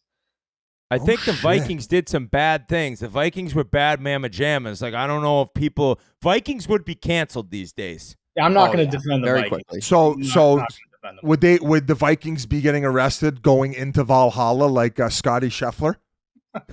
I'm Oh not my gonna God, lie, that Whit. story. I'm not gonna lie. Considering like he's I don't want to say a Bible thumper like it's a bad thing. Like he's very committed to his faith and like a very straight and narrow guy. When I woke up and saw that before all the shitstorm had been cleared, I thought that had another Tiger Woods scandal written all over it. Like this guy was like running a sex ring and like all of it. Like He was on the like, Epstein list and shit. You're like, I saw I woke up and saw Scotty dealing in Scheffler's been Colombian arrested. cocaine. First, I thought it was a joke, and then I was like, "Oh my God!" Right away, Biz, like you, I was like, "Oh, is he a sociopath? It's all been fake." But he would have been the number 1 professional athlete, I would guess, to never be arrested. Like, just a wild, dude. The funniest thing is after he's talking about it in his press conference. Yeah, I was in the jail cell. I started doing my pre-round stretching routine. Like, just a crazy story. Kind of, I just couldn't believe it. It sounded like the cop might have been a little bit of a hardo, like the cop. But then also, I think the cop was like holding on to his car and he kept driving. He was dragging him along. So the confusion was, I think everybody knows the story by now. Unfortunately, somebody was struck and killed by one of the shuttle buses. Yeah. So everyone was probably on edge, and this cop obviously had no idea who he was, and he'd gotten instruction from another cop, and just a terrible shitstorm. But I follow these, like, I don't want to say no-name comedians, but guys, try to make it. And I follow this one guy on Instagram. I forget the name of him, but he did a skit of where there was like a college kid who was thrown in the clink for like drunk and disorderly, waking up to Scotty Scheffler like doing his stretches in the jail cell, and he just crushed it. Where he's like, yeah, like you black out, you wake up in jail, and then like, Scotty Scheffler's sitting right next to you. Doing his stretch routine, his yoga You're like, breathing. Hey, Scotty, I'm struggling with my wedges. You got any tips? He's like, just a crazy story, though. Hey, well, speaking of golf, the Toronto Maple Leafs, they hired their new coach, Craig Berube, 32nd coach in franchise history.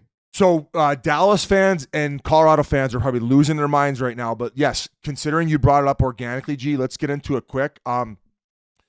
I go back to talking about Keefe first. Like, I thought that Sheldon Keefe did a tremendous job under the circumstances. And, some people will say, I think that the team maybe needed to move on and try the route that they're trying with Chief. And I agree. Like, I think that Chief is an answer, and it is a change of what they've seen the last couple of years. I think that if you ask the fan base, they maybe would have even rather tried another year under Keefe and maybe parted ways with Marner or try to move on from a personnel standpoint. But nonetheless, they get the new coach, and I'm fired up. The guy who's won a Stanley Cup. He was a nail gun player. He's going to have the respect of the players as soon as he walks in that door. And I assume all of them are like, whatever you think it is we need to do in order to change our game or mold ourselves or buy into in order to win a Stanley Cup, tell us what it is, Chief. And that to me is, walking in with that type of respect. And I don't know why you have that grin on your face, G, as I say this, and I vouch for the guy they're bringing in to bring us to the promised land. Did you see the clip? Did you see the clip that's going viral amongst Leafs fans where it's like Sheldon Keefe before a game and he's like, guys, like, let's go out there and have some fun. Up. I don't want to talk Berube's about that. like, let's go out there and win a fucking hockey game, you fucking pussies. It's no. Like, so Grinelli can potty with loud luxury later. Listen. Sorry, that was they're taking Chiefs Game 7 speech, going in the locker room, running on pure adrenaline, and it was an incredible one. It wasn't long, but it got right to the point, and it makes me want to run through a brick wall. Everybody's different. Everybody handles their pregame speeches and approaches different. We ain't going to hang Keefe to the cross because they have one clip of him saying, hey, enjoy the moment. Don't get too nervous out there. Mitchie, I know it's getting a little difficult, and if you only bail out of a few hits, we're not going to hold it against you too bad. Shut the fuck up, okay? But now that the fact that they got Berube, you guys are going to think I'm crazy. Rude awakening, buddy. For a lot of I want them to roll it back one more year with everybody. You shake your head with, hey, if they give Marner a contract extension in the midst of this year or before the year starts, I am giving back my ambassador blazer to Brendan Shanahan. And I'm happy that he got to keep his job also because there were rumblings that they were potentially going to move on from that position. He's staying on board. Let's go, baby. Run it back. Okay, and he's been very kind to us, even though he doesn't let his fucking players come on our podcast. He will let the other ambassador, Will Arnett. But make Mitch Marner making $11 million, go have a contract year. You're not going to waive your no-move clause? Fucking rights, guy. I want Mitchie Marner in a contract year, chips on the table, show me what the fuck you got. You don't think that you deserve the scrutiny that you got this year based on your performance? Why aren't other guys taking the heat? All right, let's say we didn't watch the fucking game tape and we didn't see you bailing out of hits and we didn't see you have your moment in Game 7 against the Bees. Austin Matthews, injured, came back. He had his moment when he moved it over to Nylander. Nylander had the 2 goals in Game 6. He got us there. He also had his moment in Game 7. Where was yours? Oh, we don't have the right personnel on D to move it up to us easy enough, and therefore we might point the finger, but also we'd be able to afford one of those guys if you weren't fucking making $11 million. Okay? So let's roll it back one more time with Mitchie Marner, Double M, Showtime, baby, and let's go. You got the new coach. He's going to mold him into what he is. I don't give a flying fuck about your 100 points in regular season. Let's go, baby. Contract time. Let's go earn that $11 million on your next one, buddy. Let's go. Core 4, bring it back with Berube. This guy's a fucking cartoon character. Me? I am? Yes. What else am I supposed to do? You think Mitch Marner's going to get a new coach and see what you can do to change the makeup of a team without just relying on the coach changing these people on his own? What if Berube's like, yeah, no, I want to see changes? Would you change your mind? You're saying if Chief is like, I don't want Marner? Yeah, not necessarily even Marner. If he's just like, we need to change something. I just think that it's hard just to go into a season and see what's happening, all these playoff runs, and get a new coach and be like, we're good. Because the players play. Right, but I mean, so that's why I said at the beginning, he's got a no-move clause, right? So Mitch Marner, because from my understanding, and this might be completely rumor boy, this might be, and some of you might be like, we don't want to fucking hear about the Leafs, but you are going to hear about the Leafs. That there was an opportunity before his no-move clause kicked in the last remaining year of his deal, last July, so it would have been with 2 full years left, basically. They had the opportunity to move him, and there was an argument about moving him or not moving off him based on the giving these young, talented players a little bit of patience. Let's see if they can eventually figure it out. It goes back to Petey all the way out in Vancouver as well. I believe the Sedin brothers didn't really figure it out playoff-wise till year about 9 and 10 and faced a lot of scrutiny. They didn't hit the quote-unquote panic button, and they kept him, and they figured it out. So that's why to me, I'm okay if he doesn't want to move it. Something was done. You have a new coach who's probably going to be a lot harder than what Keith was on him. He's going to mold him into that. He's going to make his life a miserable hell if he doesn't. And then maybe you address it halfway through the year to the point where the relationship doesn't work. Maybe he loves him. I don't know. I don't know what that is, but you don't have any control over it now because the decision to keep him past that was made, and now he has the control.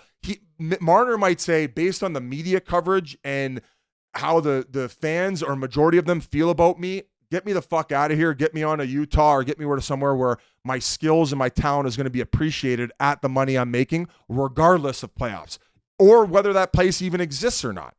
Or there might be somebody who's willing to the sign and trade. We saw it with Tree Living before. He's the guy who I think the first ever sign and trade was Matthew Tkachuk. He was in the midst of that deal. And he was on the other side of it with Huberdeau.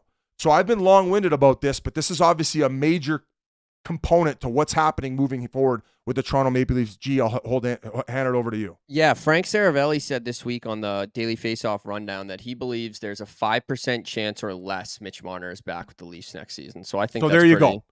So who knows what's going to happen, but if he moves on and they're able to have that cap space, I think with him gone and Chief and a new direction, those are 2 important pieces that have been figured out. That's a lot of money they can spend on 2-3 guys next year, too, to bring guys in if they get rid of that 10.9. If you spend it wisely, absolutely. Yeah. So I was long-winded. I appreciate you Dallas fans who deserve major props, and also Colorado fans, a little bit of time to spend on your teams. Excuse me for my Leafs banter.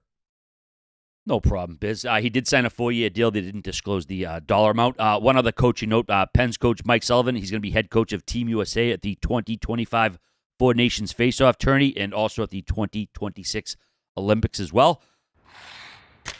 All right, before we go any further, here's a few words from our friends at Verizon. With Verizon's fast, reliable network, you can stream playoff games on the go or at home and keep up with all the action. Verizon has you covered 24/7, whether you're staying up late doing a little work like I tend to do, staying up late watching the West Coast games, whether it's baseball, hockey, basketball, whatever. Verizon has you covered no matter what you're watching, whether it's hoops, football, baseball, anything, sports, who cares, TV shows. And right now, it's red hot deal days at Verizon. Their biggest deals of the season on phones, tablets, smartwatches, and more. so you can catch the Stanley Cup Playoffs, NBA Playoffs, whatever tickles your fancy, whenever and wherever. And it's only until May 29th, so head to Verizon.com/Barstool to get it while it's hot. But we got to talk about the Dallas Stars. They offed the Colorado Avalanche in 6 games. If at first you don't succeed, try again. Looked like they won the game in the first overtime. Mason Marchment goal beat Georgiev, but they said there was goaltender interference. A lot of people didn't agree with it. It was brutal, and I think people thought it was poetic justice in the second overtime when Duchesne ended it. No controversy. Dallas became the first team to reach the conference finals. How did you see that clip I sent where Marchment was skating around the net? He kicked fucking Nate Dogg's stick like right next to him, just like a little out of my way, bitch. I was like, holy shit, hadn't seen that before. Gutless. But as for the no-goal explanation, Marchment, he said he was told that Dutchy's ass was over the line. His feet were outside, but his ass was over the line. Then he got pushed in.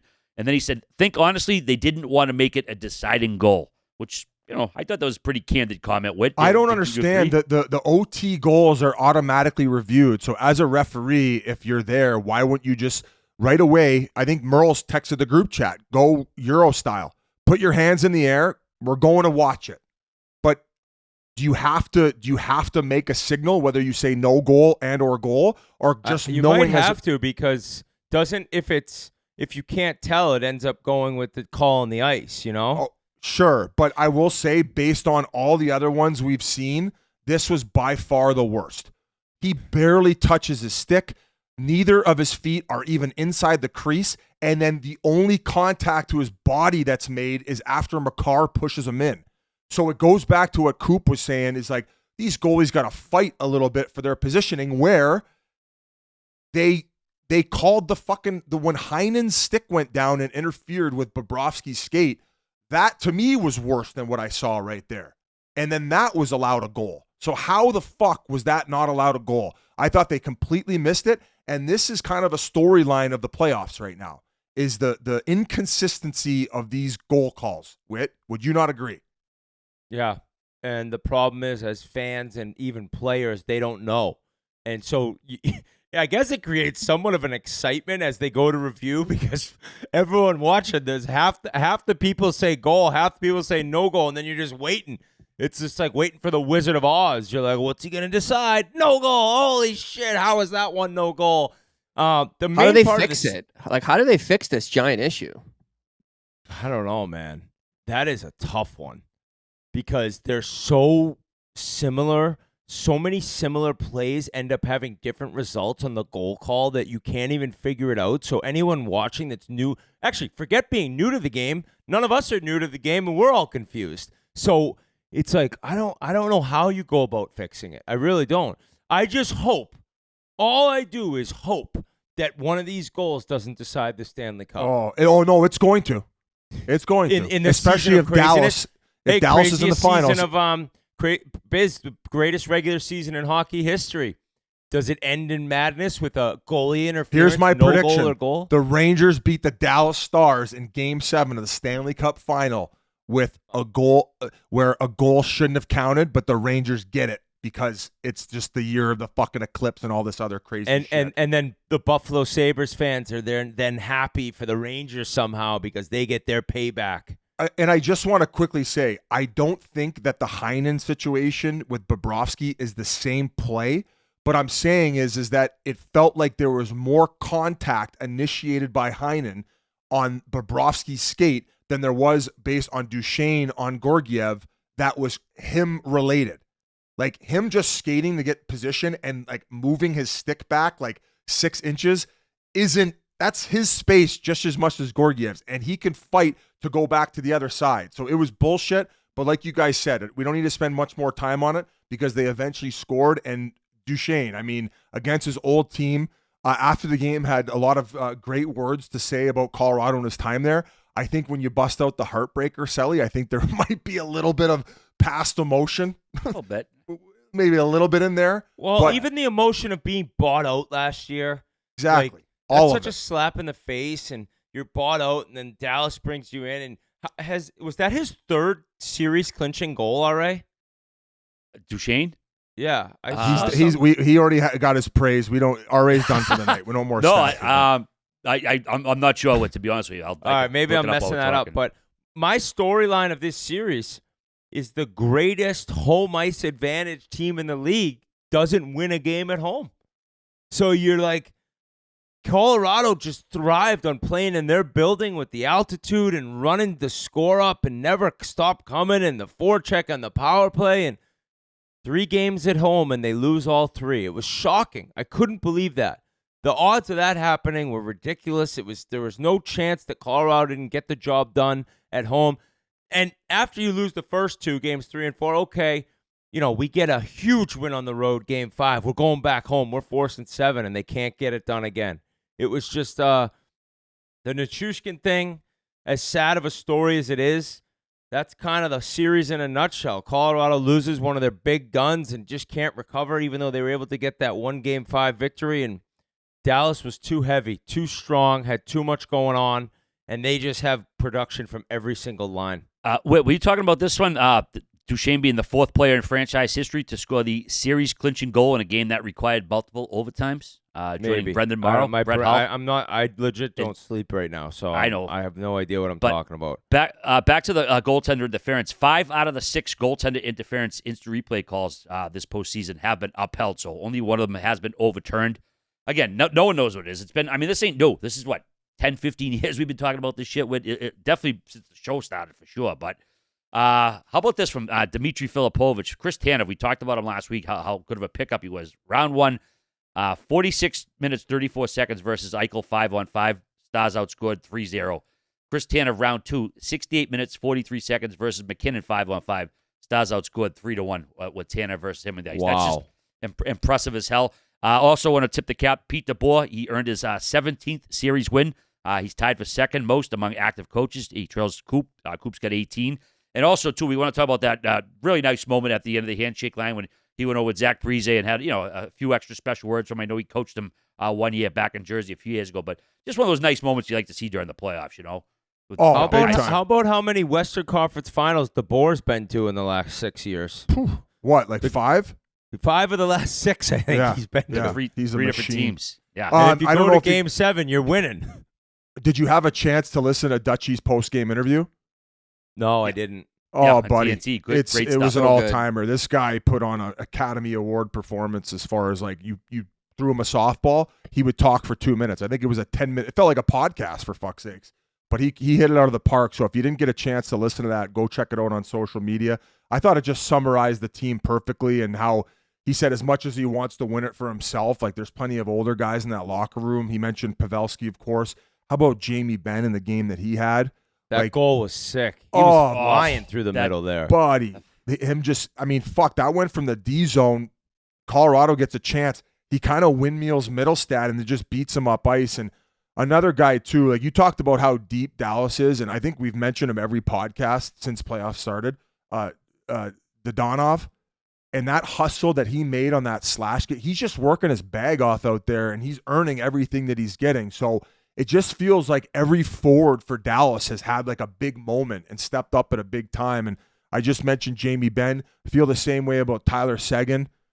He had a couple games here this series where he was huge for them. So the kid who stepped in on the back end where Dallas was playing majority 5D the whole series, right? And that Nils Lundqvist is playing like 3-4 minutes, and that can eventually take a pretty big toll on you, especially at the pace that Colorado plays with. I forget the kid's name. Is it not Pudlick? Come on, Jesus Christ! I had him. He ended up lugging 16 minutes in that game 6, and I thought he played well filling in. It was his first game that he's played for the Dallas Stars. Petrovic in 3 months. Oh, so it was Petro? Petrovic stepped in. He played 16 minutes in that game where you're going in deep, man. Like the fact that he was able to alleviate a little bit of stress off those other 5 guys who'd been carrying the load, specifically Tanev and Heiskanen. Holy fuck, boys, man. This guy, I think, on average, played like 27 minutes a game throughout the course of the whole series. He played 30-something in that last game, obviously, because it went into double OT. So I honestly, to a man, you could even say that he outperformed full body of work that series, Cale Makar, just based on the offense he provided, how well he was defensively, or at least they were neck and neck. And he's showing the world right now that, kind of like Barkov, put some fucking respect on my name. I'm a world-class talent here, and I don't get talked about enough. And it was a performance for the ages. So if he can keep this thing going, man, he's another guy. Look out for the Conn Smythe based on what he's done. So the Hintz injury is a little scary. Yeah, I don't know if he'll be okay and ready to go, but he's such a cog for them. So, I mean, we're going to be covering plenty of Dallas when we drop tomorrow's pod after we summarize the preview for whether it's Edmonton or Vancouver. And, I mean, Dallas is a wagon. We knew that coming in. No surprise. For Colorado, I mean, the dog MVP type season. I liked Middlestad. I don't know if maybe he's the answer at the second line position. I think that he does maybe need to get a little bit faster, and he didn't have that type of impact that Kadri had, but nonetheless, I thought he played solid for them. But I don't really know where Colorado goes from here. I mean, hopefully they get Landeskog back next year too. I think that'd be a huge addition. Can he come back and still be the same player he was?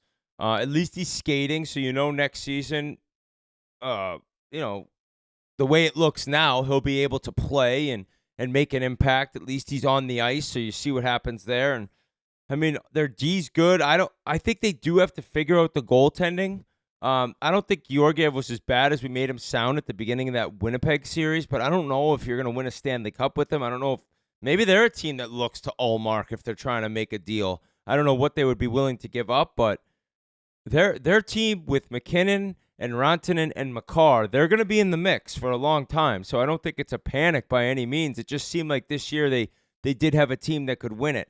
Nichushkin's the other question mark. Yep. I think he'd be able to come back in November if Gary Bettman lets him play again. Do the Avalanche trust him enough to even bring him in? He's got a long deal. That's a hard thing for a locker room with like back-to-back years to deal with that. Like they lost the next game because they lost him and Taves, and like to come back from that emotionally, the guy had 9 fucking goals too, man. Like that's like trust is such a big factor with like families, and these teams are families, and so it's really hard to think about if we bring him back, does it happen again? But then he's so good, so there's different arguments on both sides. And remember, we're not being inconsiderate to the human element of this. Obviously, we want this guy to get better, but yeah, especially with like his not expensive cap hit and with what he can be as a player and provide to that team, man, it's hard. That's going to be a hard decision that they have to make if they're saying, hey, we can't risk the fact that we have this distraction and a guy let us down in this important time of the year once again. So, fool me once, fool me twice kind of thing. So hopefully he gets the help he needs and he comes back better and stronger. Yeah, a fair amount of UFAs. Obviously, a few of these guys they brought in late. Cogliano, Drouin, Duhaime, Kiviranta, Trennan, Jack Johnson, Caleb Jones, and Sean Walker. One major RFA they have, Casey Middlestat, and they do have just under $16 million in cap space. So, I would expect them to be right back in the mix next year, no doubt about that. I like that Walker. Yeah, he's. I know he's gonna make good dough. He can move. And like you said, Biz, we'll know who wins the game tonight. We'll have the preview after that. And a couple more notes, a couple of sad notes, unfortunately, on both sides of the border here. SportsCenter's Darren Dutchyshen, affectionately known to all as Dutch up in Canada, passed away at just 57 years old. Biz, a cause was not given, but he had battled prostate cancer a few years ago, and I think the speculation is that might have been what caused it. But either way, didn't see this guy a bunch, but every time I was in Canada, Paul, and I put SportsCenter on, this guy just had that sort of swagger, je ne sais quoi, or whatever it was. He just like this guy's a funny bastard, man. He was just a well-loved guy. Everybody just spoke so highly of him. A beloved Canadian. I believe when I went and worked TSN early days, I only had the chance of bumping into him like 1, maybe 2 times, but all the messages you read on Twitter after his passing are exactly how I would describe him. Just full of energy, full of love, an incredible teammate, and a joy to work with. Like one of those guys, and you read like James Duthie, like you could go through the list of all these guys that he's worked with where it made your job so much easier going in to work with a guy that enjoyable and that funny and that charismatic and just an incredible human being. So the sports world lost a giant. It's been a very difficult time for Canada with the sports thing with Bob Cole passing and now Darren Dutchyshen. But my condolences to his family and any of his friends that sent a message out on social media just talking about how of an incredible human that we've lost way too early. And like you kind of mentioned, RA, grew up listening to him and just made watching sports so much more fun, especially with the highlights and kind of doing it in his own amazing way. So I don't think there's enough words I could say on this podcast to do him justice. And once again, my condolences to his family and friends and all the people he touched throughout the years. Yeah, there was one clip. I guess we can't use it. And he said it was Thanksgiving. He was 12 years old. And he says, I was going to what is it? Carve the turkey. And his grandfather says, "Oh, you know what you're doing?" He says, "You do it like you treat touching a woman." He's like, "I've never been with a woman before." He's like, "Well, my grandfather come over. He's like, hands like a surgeon, 12 kids, and he's a legend in his own mind." The way he worded it was just like, yeah. I wish we could play it because he does much better version of it than me. But no, I got just, you. I just think the way most people know the clip was, you're talking about. Yeah, I feel like really guys funny. like him and him in particular were at the forefront in sports broadcasting of making it fun for the viewer, because there were so many less years, stale. Yeah, where it was just that stale like I'm coming to you live from outside the Coliseum, but then they added humor and jokes, and I just thought Dutchy did an amazing job at that. And it seemed like he was like a Stuart Scott at the forefront. I was just gonna say it's kind of Canada's version of Stuart Scott, and they just did it with so much passion and kind of reinvented the wheel and so many incredible memories. You nailed it, G, with that comparison. I think a lot of people when you were talking were like, that's Americans' version of Stuart Scott, or Canada's version, excuse me. Yeah, so we extend out, our deepest condolences to his family, friends, and coworkers, of course, and some sad news down stateside. 1980 Team USA member Mark Wells passed away Friday at 66 years old. No cause was given. He was the last player added to the roster. He was described as a friend to everyone, simply a great man, and the family asked for, privacy at this time during their sorrow. But our condolences to his family, friends, and, of course, teammates of the 1980 Olympic team, and an American hero, Mark Wells. We salute you, and again, our condolences to everybody. And we went off to finish on a sad note here. I want to congratulate my pals Biz on the PWHL Boston team. Game 1 of the finals tonight. They beat Minnesota 4-3 up the street in Lowell. Going to go to Game 2 Tuesday. So shout out Babs. Gals. Shout out Babs. Let's go, gals. Get the next one. Hey, championship of Boston. Hopefully. Can you be a little bit more specific about that? It's Kelly Babstock, correct? Oh yeah, Kelly Babstock, baby. Yep. Yes. Kelly Babstock. They're like, what? Babs is coaching in the PWHL? What the fuck? Biz is like, give me that phone over there. Pass me that phone. Yeah, hey, the Women's League is gaining tons of steam, guys, along with the WNBA. Like, it's fucking awesome to see that they're getting the support and the salaries are starting to get to where these women deserve to be paid. So it's the cool. return. Did you guys hear? Amanda Kessel is coming out of retirement. She is officially declared for the PWHL draft, so she's going to be in it next year. That's huge. That's huge for the game. She's a massive name. She's been working for the Pittsburgh Penguins for the past few years. Good for her. So did she retire? Oh, so she didn't give childbirth or nothing like that? What kept her out of the game? No. So she retired, and she actually has been working in the Pittsburgh Penguins front office. She wanted to do a front office career. I knew she was there for a little bit. Yeah. Yeah. So she hung him up, and now she's coming back. So that'll be awesome for the game. She's Olympic gold medal winner. She's one of the biggest names out there. Oh, that's huge, and that's another big boost for the league.